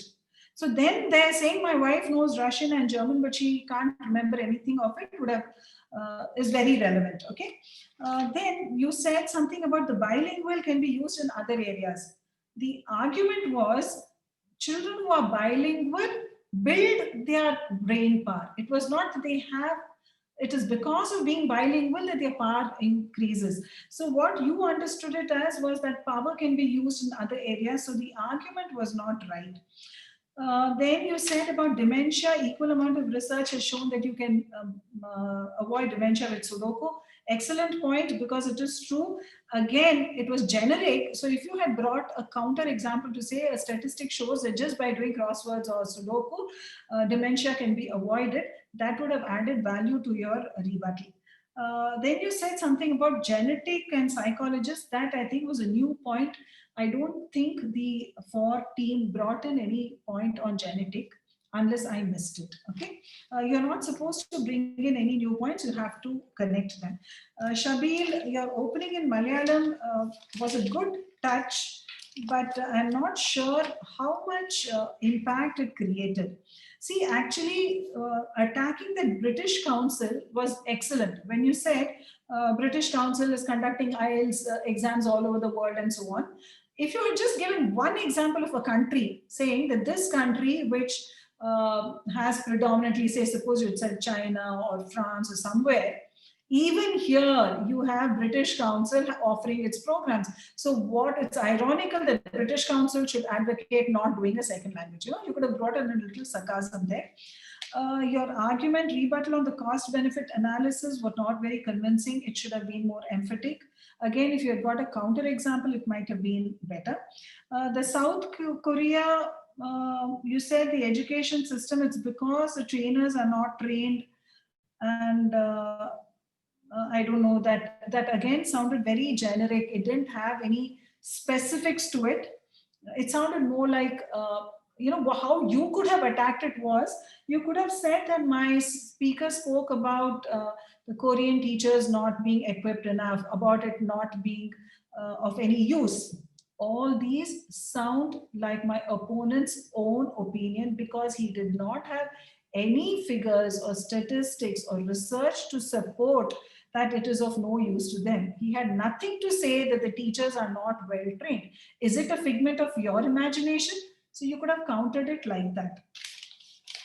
Closing speakers, Lini, you had a very good opening, and that's the way you should open it, saying that my team has shown with enough statistics, study, and so that we stand for the motion. So your opening statement was, sorry, we stand against the motion. Your opening was excellent, but while recounting your points or recapitulating them, you rushed through the points without pausing anywhere. You did not bring out any specifics of whatever your teammate said. For example, I think what Nikhil said, you should have mentioned that by quoting British Council, my opening speaker said this. He found that 47% of 16-year-olds had lost interest in learning a second language. You could have said that, giving the example of South Korea, he showed how learning a second language is useless because you rarely use it. You have to bring in specifics, okay? You should have said, my rebuttal speaker, by opening in his language, brought out the effect of what happens when you don't learn. Okay, again, you should have brought in those specifics. The Sudoku point about dementia, you could have brought in. My rebuttal speaker said that dementia can be controlled by Sudoku. It is not necessary to learn a second language. So, Lini, you should have been a little more thorough, I felt. Okay, Shashi Kumar, your closing. I think you covered all the points. You did an excellent closing, except towards the end. I think you probably saw that you were running out of time. You started increasing your pace, but there are a couple of points you left out. You missed out the dementia angle, and you missed out the British Council, I think, example. But otherwise, I think, Shashi Kumar, your closing, by and large, it was thorough. Over to you, Meena. Thank you, DTM Samya. We shall now begin the third debate. The third debate is between Podcasters Toastmaster Club as Team Affirmative and Debatable Toastmaster Club as Team Negative. The debate in motion is, democracy is always the finest type of government. I repeat, democracy is always the finest type of government. Timing rules remain the same as the previous debate. I call upon the opening speaker of, okay, before that, I hope all the speakers are in here. Can I request the speakers of debate to close your video, please? Thank you. Thank you. So we have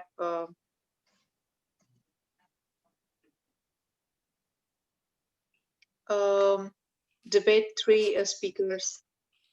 Please start your video. I can only see the closing speaker, opening speaker, and okay.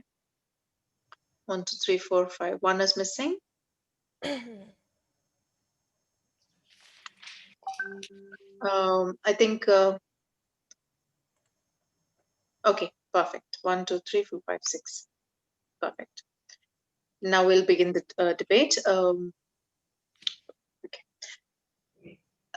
Timing rules remain the same. Now I call upon the opening speaker of Team Affirmative, Toastmaster Alifia. Toastmaster Alifia, are you ready? Just 1 second. I'm just trying to pin the timer.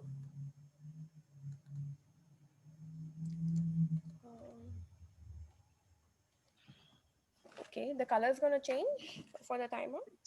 Yes. Okay. Yes. Okay. Can you see the timer? You can, right? Okay. Toastmaster Alifia, over to you.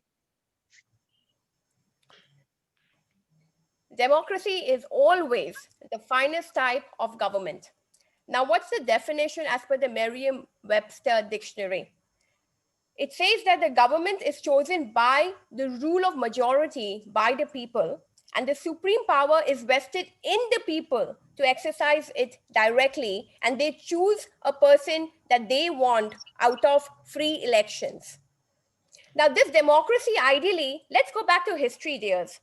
It came from the Greek when they talked about the rule of the people. Democracy actually increased exponentially after the First World War. It further increased again second time after the Second World War. So what was going wrong? What happens when the autocrats start ruling the world? What happens when we don't get our rights? Since it's given by Forbes report in 1st Feb of 2018 that 49% of the world's population already lives in some form of democracy right now. The Economic Intelligence Report says that 193 countries are actually democratic, out of which 167 belong to the United Nations. So these are signs of developed countries, and even undeveloped countries are moving towards democracy. Norway is the world's best democracy. Second comes Iceland and Sweden. So what are these guys doing differently? There are 6 points why democracy is important. Number 1, democracy encourages the public. It is very fair because people get to decide who is going to rule them. Today, children don't even like their own parents telling them what to do. That's the reason this is important, and it builds in a sense of ownership. Legitimate. Number 2, voting is an excellent way to make it legitimate because the people who want to become leaders have to stand and tell and convince the public about why they should be the one to take the lead. It helps in better decision making because there are more people deciding, not just some autocratic people who are just coming out of families and born into the hereditary that is deciding. It also helps economic success because why nations fail was about it. It doesn't create monopolies because people were just going to be talking about filling their own pockets otherwise. It brings in transparency because there are more people involved in creating those decision-making tools. Let me also remind you, friends, Toastmasters International, running since 100 years, is driven by democratic elections of our leaders. All of us are here, ExCom members, is because of our democratic this thing. Nobody wants to be ruled and told what to do. In fact, it also reduces wars because it's actually been said by HPC report in Feb 2019 that the last 50 years, there have been fewer conflicts in the nations. So Abraham Lincoln says, it's a government by the people, for the people, and of the people. Over to you. Thank you, Toastmaster Alifia. Let's now maintain a 45-second silence for the evaluator to make her notes.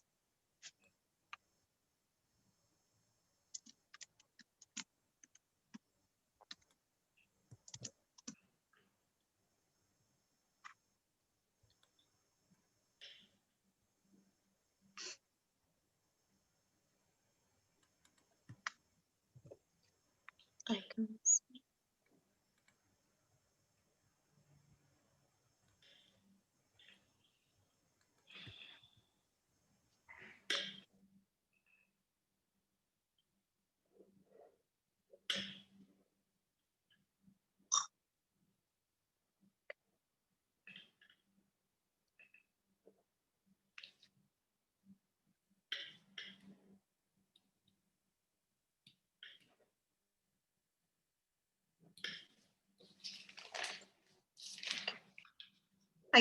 I now call upon the opening speaker of Team Negative, Toastmaster Deepika. Toastmaster Deepika, are you ready? Yes. Can you see the timer? Yeah. Toastmaster Deepika, over to you. Thank you, moderator. Good evening, honorable judges, colleagues, and my worthy opponents. One size doesn't fit all. Today, we stand against the motion and emphasize that democracy is not always the best form of government. Before I start, let me clarify that we are not proposing that all developed and developing countries should abandon democracy. But we are all arguing is against that the Western mantra which says that democracy is the panacea. Let's take an example of Russia. After 1989, collapse of Soviet communism, there was a widespread belief that democracy is the panacea, and there was widespread thought that Russia would develop as a free market economy and democracy. But over the years, what we have witnessed is that it's not only that it's not, but Russia has emerged and reasserted as Russian history, tradition, culture, and with that we have seen an emergence of an autocratic state. My worthy opponent mentioned that Norway was a democracy in the beginning and all the countries, they were democracy in the beginning. But let me remind you that not even a single country was a democracy at the time of their economic takeoff. Let me share some research data with you. As per Pew Research data of the global democracies, 52% of the population are not happy with democracy. If democracy is the right type of government, then why is it that 52% of people are not happy with democracy? This proves that democracy is not the best form of government. If that's not sufficient, let me share some more data with you and few more case studies. Let's take an example of UAE. We have seen that monarchy has worked really well. Dubai is known for its metro project, Burj Khalifa project. And had it been a democracy, I would seriously doubt that such big infrastructure project would have been finished in a fast pace. Let's take an example of China. Over the years, we have seen China has emerged as an extraordinary, a powerful country, which is not a Western style democracy, but an extraordinary competent state. So, in short, we would say that democracy will come in many forms, shapes, and sizes. And democracy is sometimes unstable, economically detrimental, and short.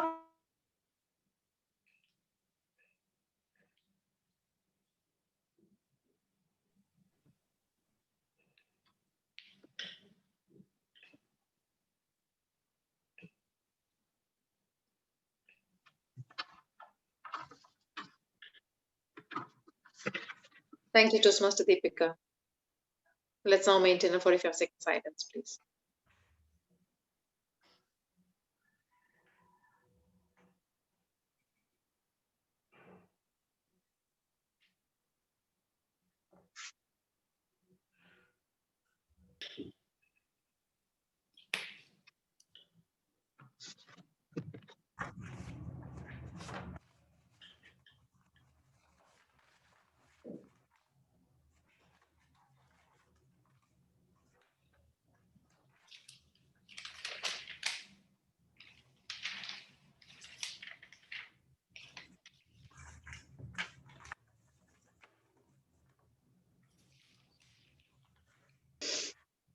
I now call upon the rebuttal speaker of Team Negative, Toastmaster Praveen.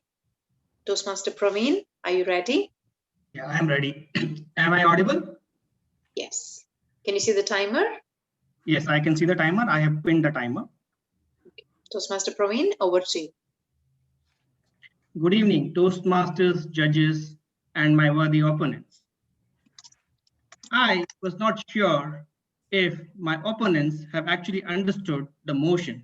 The motion is democracy is always the finest form of government. So instead of giving us examples and evidence that democracy is always and the finest form of governance, they espouse the general values which a democracy stands for. And that's not the motion that we're debating about today. Having said that, they didn't give a single argument in support of their motion. They just gave generalities on the democracy. I would still take all their arguments one by one and take them down.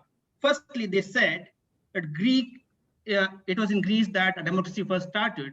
It's an irony that Socrates, who was around that time, was sentenced to death by the democracy, which was by the majority vote. This itself proves the irony of democracy. Second, she said that 49% of the people live in democracy. That means 51% of the people are not in democracy. And that does not by itself prove whether democracy is superior or not superior, whether it's always the best. Third, she talked about developed versus undeveloped countries. Again, there was no research which was cited which proved any kind of correlation between development and democracy. For every Norway and Sweden, there is a developing country, which is a democracy, which is a Bangladesh or Sri Lanka. Okay. Then she talked about the 6 values: fair, legitimate decision-making, economic success, transparency. These are all very good values which any system of governance should be aspiring for. However, the real democracy, a lot of these things are not actually applicable in reality. These are ideals, but these are not applicable in reality. Fair. Is it fair that only 30% of the people in India would have voted for their majority leader? Legitimate. Is it legitimate? Is every democratic government legitimate? No, there was no research which was cited. If that was so, why 52% of the people are not happy? Decision making. In the case of a pandemic, war, or any kind of national emergency, every democracy, including India, allows for suspension of democracy through emergency. This itself shows that when a decision making, when strong decision making is required, democracy may not work always. Economic success. Monopolies exist in US also. This itself proves the point that there is nothing to do with monopolies and the form of governance. Transparency. There was no research which was given. It was just the opinion of the speaker. Then they talked about Toastmasters. It's irrelevant to the debate because we're talking about government. We're not talking about a non-profit organization. Then she talked about reduced wars. There are a lot of different factors which are attributable to it. Lastly, she said, by the people, for the people, of the people. In reality, democracy has been degenerated to by the crooks, of the crooks, for the crooks. Over.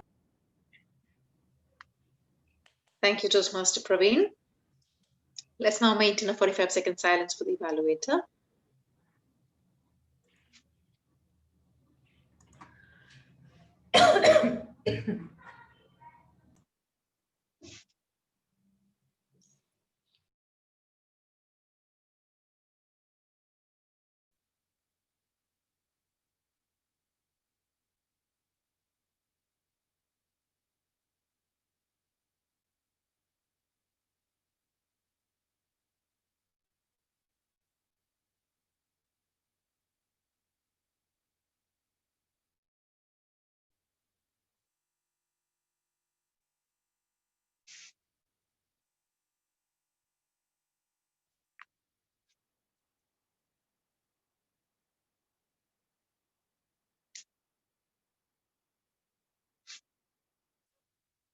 I now call upon the rebuttal speaker of Team Affirmative, Toastmaster Ahmed. Toastmaster Ahmed, are you ready?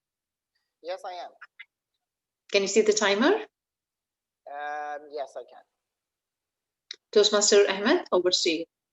Thank you. One size does not fit all. What a way to start. Well, my worthy opponents, that was a way to start. Well, first of all, let me just say a couple of things. Democracy to me is a core value of the United Nations. And guess what? There's nothing bigger than the United Nations. The UN supports democracy by promoting human rights, development, and peace. And I'm going to say that again, peace and security. In the 75 years since the UN Charter was signed, the UN has done more to support democracy around the world than any other global organization. And like I said, there's nothing bigger than the UN. My worthy opponent actually cited 3 countries. So let me talk about those 3 countries. First, China. Now, my worthy opponent said that China has actually made a huge economic boom. Well, my worthy opponent actually conveniently did not mention that China is actually one of the top countries in the world when it comes to human rights. It completely did not mention that. Why? Because it suppresses its people, and that is that's what a democracy would actually do. Russia was another one. Russia as well. My worthy opponent said that Russia has done so much in terms of the world, in terms of the economy. It's the same thing. Russia and China are actually in the top 10 when it comes to the human rights violation, according to the United Nations themselves. Then you mentioned the UAE.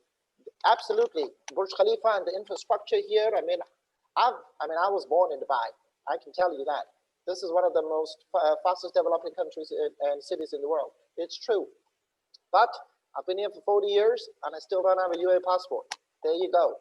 You see, if I was born in a democracy today, I would have actually had a UAE passport. So that's another one. Now, my worthy opponent also said that 52% of the people around the world are actually not happy with the democracy. But what she did not tell you is that 67% actually agree that voting gives them the opportunity to say, to have their say in a democracy. It's, you know, according to a recent report by the Bennett Institute of Public Policy, Cambridge in the UK this year, many countries like the Southeast Asian countries, Eastern European countries, countries like Switzerland, Denmark, and Norway have all reported very high satisfaction rates there when it comes to democracies. In fact, it is in the very high 90s. Ladies and gentlemen, democracy is a government for the people, by the people, and it is a government of the people, by the people, and for the people. I would urge the House here tonight not to agree with my worthy opponents, but to actually vote for us tonight. Why? Because I believe that democracy is the finest form of government. Over to you. Thank you, Toastmaster Ahmed. Let's now maintain a 45-second silence, please.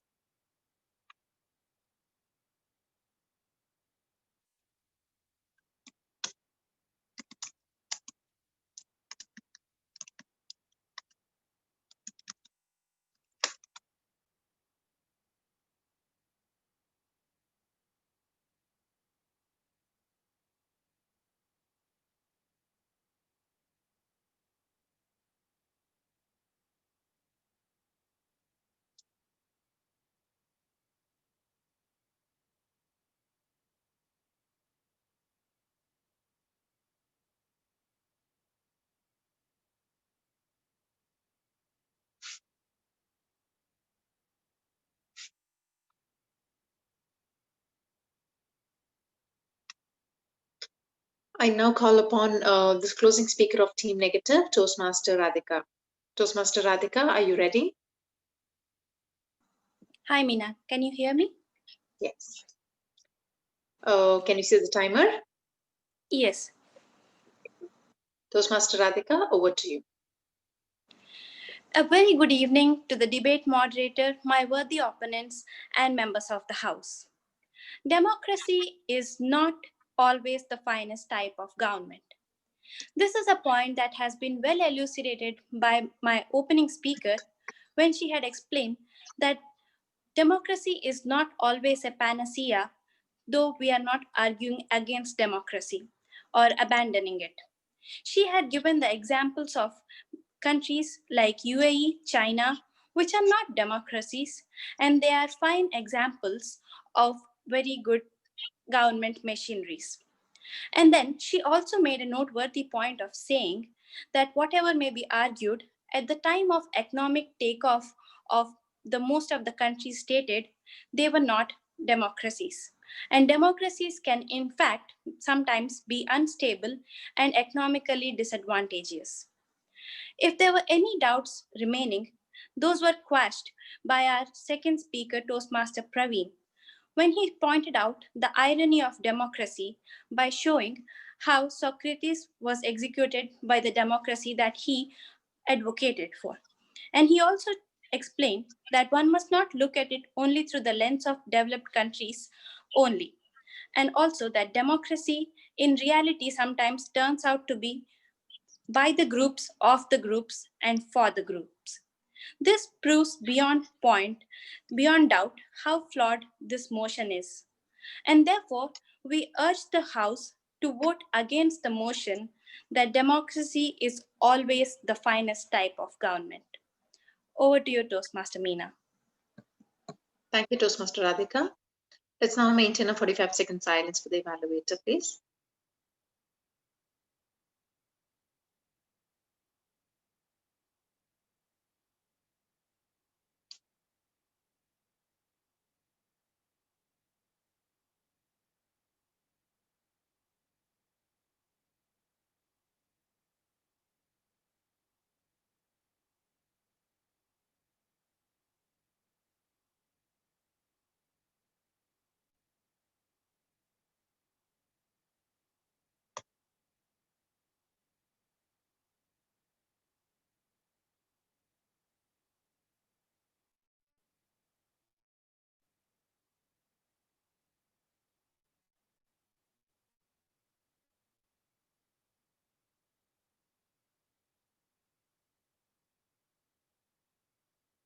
I now call upon the closing speaker of Team Affirmative, Toastmaster Robin.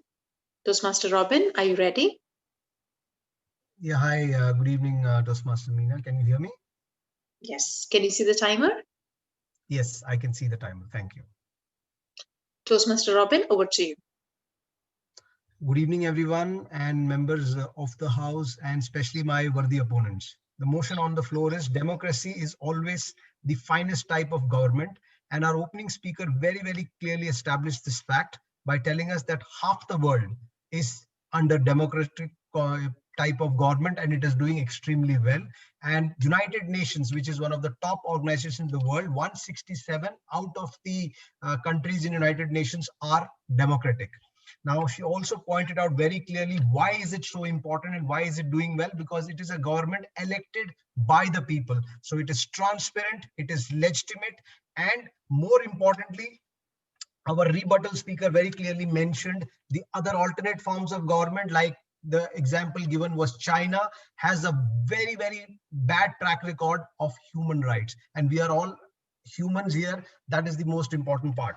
And second, UAE is doing very well, but we still cannot compare it with a democracy where people can freely get passport in their name, like Toastmaster Ahmed clearly mentioned. And more importantly, democracy today is there among, as our opening speaker had said, close to 50% of the countries, and it is only growing.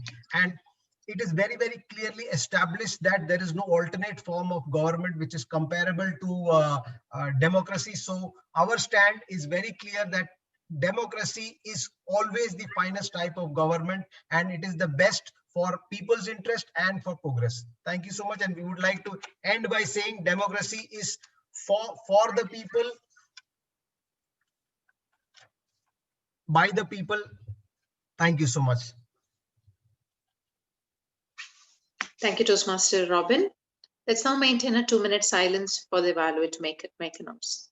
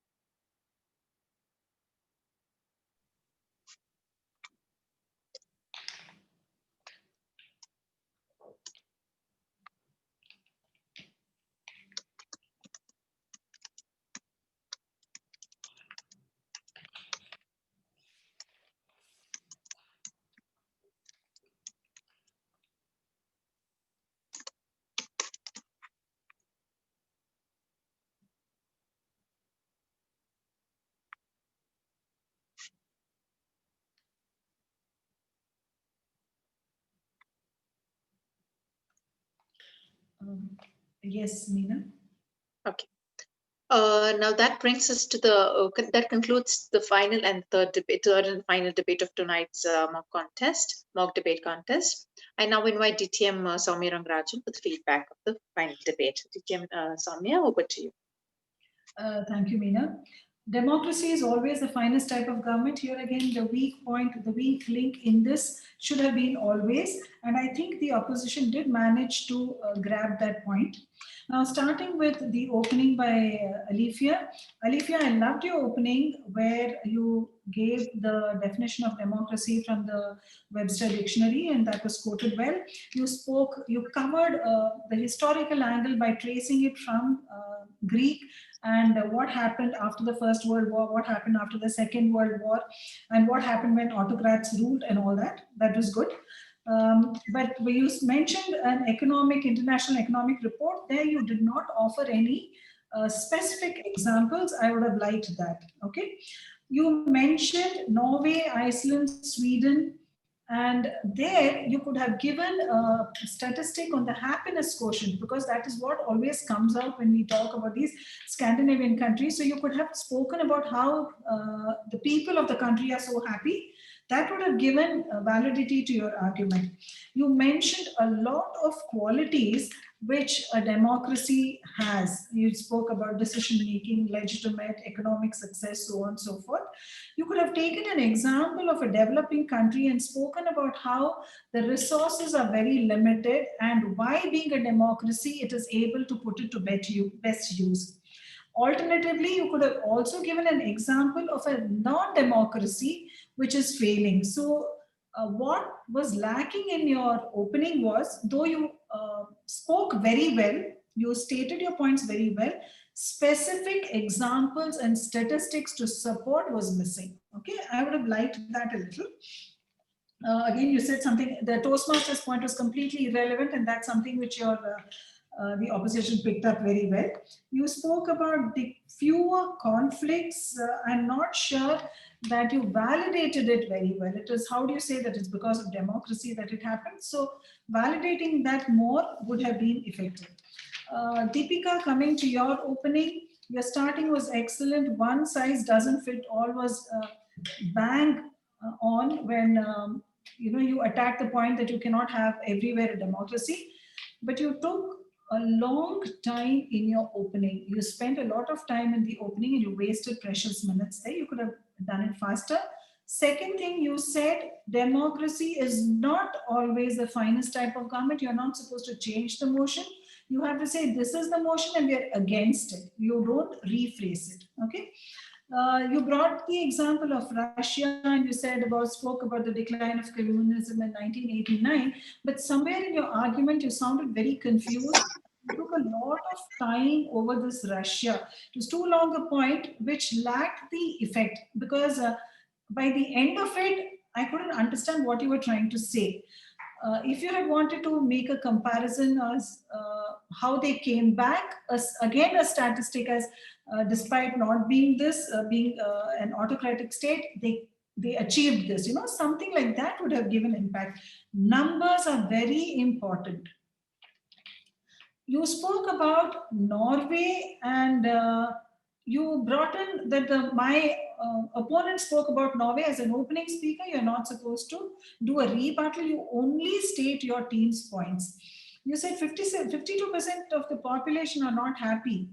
Who said? When, where, why? So that was missing. You spoke about UAE as a monarchy, which was actually an excellent example considering we are in that region. But the examples you could have taken should have been better. You cannot say that UAE has the metro and it has Burj Khalifa. So what? What does that have to do with monarchy or democracy? You need to tie it up with the right examples. Then again, China, you said it's a very powerful country. There was no statistic. You should have said something about what China has achieved, how it has achieved. Only then your argument would have been valid. So it was too generic and it lacked specifics. Now coming to the rebuttal speakers, Praveen, you said something about Greek. You opposed the Greek as argument by saying Socrates was killed. I don't know how that adds up. It wasn't very convincing. The Norway opposing the Norway Sweden with Bangladesh Sri Lanka was a very good point, very apt point, but you should have elaborated on it. You're saying, okay, for every Norway we have a Bangladesh or a Sri Lanka. So what? Why are you bringing up the example of Bangladesh or Sri Lanka? Why are you talking about that? Then you spoke about the decision making which fails in the case of an emergency. I wouldn't think it was very relevant because an emergency is an unusual kind of a situation. So it doesn't really detract from democracy. And Toastmasters, you caught that on very well, that you said it was a completely irrelevant point. We're talking about governments, very well done. Reduced war, again, you picked that point extremely well, but it would have been better if you had given a couple of reasons why conflict has gone down. You know, saying that it's not because of democracy or non-democracy that it went down, but these are some of the reasons why it could have gone down. So that would have made your judges and the audience think. For you, Praveen, what I would think is go a little slower on your rebuttal, attack fewer points. You don't have to attack every point. Attack fewer points, but with stronger counter examples. Okay. Coming to rebuttal by Ahmed. Ahmed, I loved your rebuttal. I think you attacked extremely well, point by point, and that is how you need to do a rebuttal. I missed Alifia's beginning about the UN. So I'm not sure whether the point which you spoke about the UN comes across as a new point. I don't want to say this emphatically because I couldn't catch what she said about the UN, but you elaborated on the UN and that appeared like a new point to me. China and Russia, you spoke about the human rights violation, very well done. UAE, again, you countered it beautifully by saying that I still don't have a UAE passport. 52% not happy. And you said something about the voting. Here, I would have you gave, I think, examples of Denmark and something. I think overall you did very well, except for the UN point. If it was a new point, then you can't do it. Okay. Closing speakers. Radhika, you said you brought out that, 1 second. Yeah, you started that it's not the panacea for everything. You spoke about China, Russia, UAE. I think, but you missed out. I don't know whether you missed out some specifics. You need to talk about statistics or specific examples which your teammate has said. You since Deepika spoke so much about Russia, you could have brought that in, and you could have again spoke about China not being a democracy but being powerful. That you should have brought it out better. And your rebuttal speaker's point, you missed out the Norway. He said that for every Norway which is democratic, which is you have a Bangladesh or a Sri Lanka, that you should have brought in. And how he said that the Toastmasters example is not relevant. Try to recap most of the points. I feel you didn't cover all of them. And you have to specify saying that my rebuttal speaker said this in an argument against that. So when the opening speaker of the 14 said this, my rebuttal speaker said this, countered it with this. That would have been better. Robin, for your closing, again, you brought in Alifia's said that she says half the world is under democracy and UN 167 countries. You also stated why a democracy is important and what are the qualities it has. You spoke about the rebuttal speaker saying China, I think 50% growing, nothing is comparable.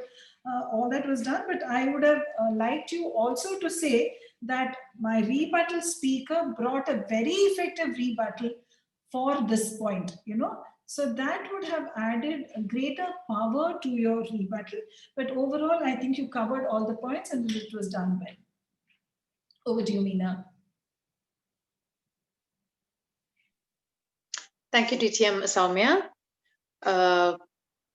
Okay, guys, you can put your videos on because we have reached the end of the show. So let's see some faces. Everyone's off otherwise.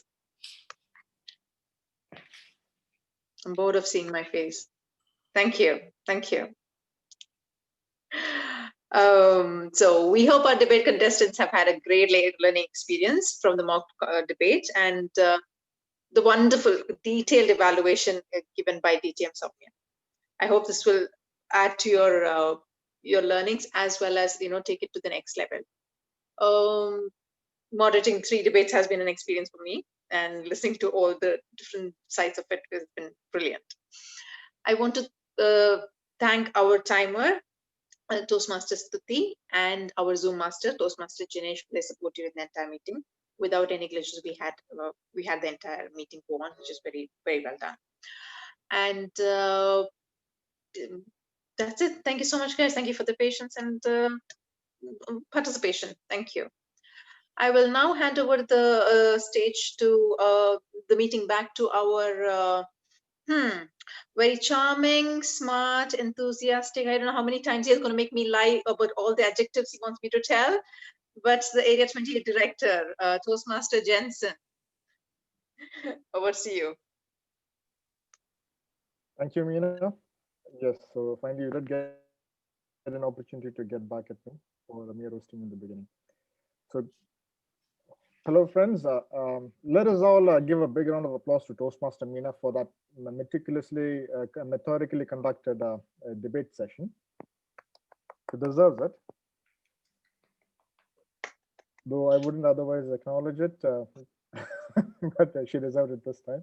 It was very well done, very effectively done, and very systematically organized. Thank you, Meena, for that. And definitely, yes, DTM Soumya, that was wonderful. I'm very sure all our members, all the contestants from Area 28 has found immense value in your evaluation. And I do hope we see the results for the upcoming ICDC, division of ICDC on November 13th. Thank you so much for that, DTM Soumya. Again, Timer Stuti, thank you so much. Thank you so much for helping us with this event. Toastmaster Jinesh, Toastmaster Jay, the Zoom masters.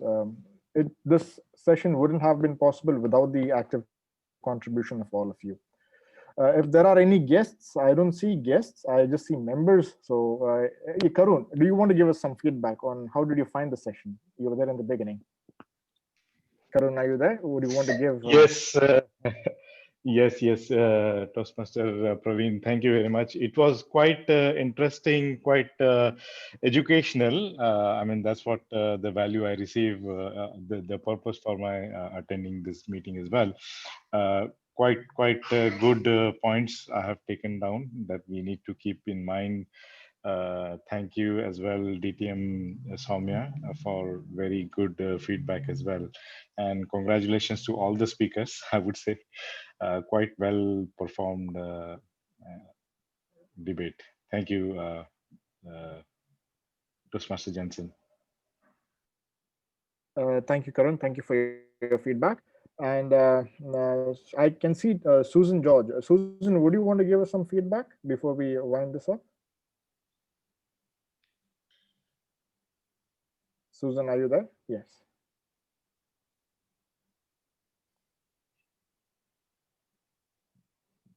You're on mute, Susan. We can't hear you. Yes. Well, I found all the debates really interesting, and I was just enjoying and listening to the evaluation, especially. The evaluation went really well. We could understand the flaws, the essentials that you have to add, everything properly described, which was really nice. The whole session went really well.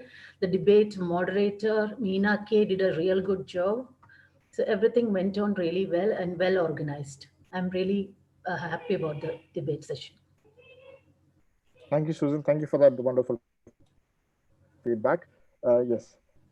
And I would also want to ask Priyanka. Priyanka is a member at Debatable. She is part of the Area 28. She is also an East debater. Priyanka, would you want to share some feedback on today's event? Well, I didn't see the first 2 debates, but I saw the last one. And I'm assuming the first 2 debates were also of the same level of quality. And if I can say in a much lighter vein, the mock debate contest was as good or even better as a real debate contest. So that speaks for the quality work all the role players did. And I'm a big fan of DTM Soumya and her evaluation. And my bad, I couldn't get her evaluation for the first two debates. But yeah, very good value in terms of how to build up the argument in all three roles of debating. So I thoroughly enjoyed it. Over to you, Jen. Thank you, Priyanka. You aren't the only fan. Area 28 is a fan of DTM Soumya and her evaluations. Thank you for that feedback. Friends, so Shal, with this, I guess there is we've already spent 2 hours, and we shall. This meeting is recorded. I shall share the recording link shortly, and let us conclude the meeting. Can we take a quick photo? Can anybody volunteer to take a quick photo? Snigdha, Ashish, anybody? Praveen? Can all of us come on? Alifia, yeah. Let us all come on video. So yeah, Alifia can take a video, a photo of all of us. Yeah. Suti, please come on video. All in? Timer? Toastmaster Lakshmi, we can see you. Timer Suti, Priyanka, if possible, come on video. Yeah. After all the debates, everyone And Rakesh too. pretend to be happy Yeah. after all the Everyone's exhausted. Just fake it if you Toastmaster can. Lakshmi, if possible, we would love to. Okay, ready? Best Good. smile corner. I got it without the sound. Okay. One more time, Alifia. Okay, 1 second. Oh yeah, it doesn't work. Okay, one more. Everyone?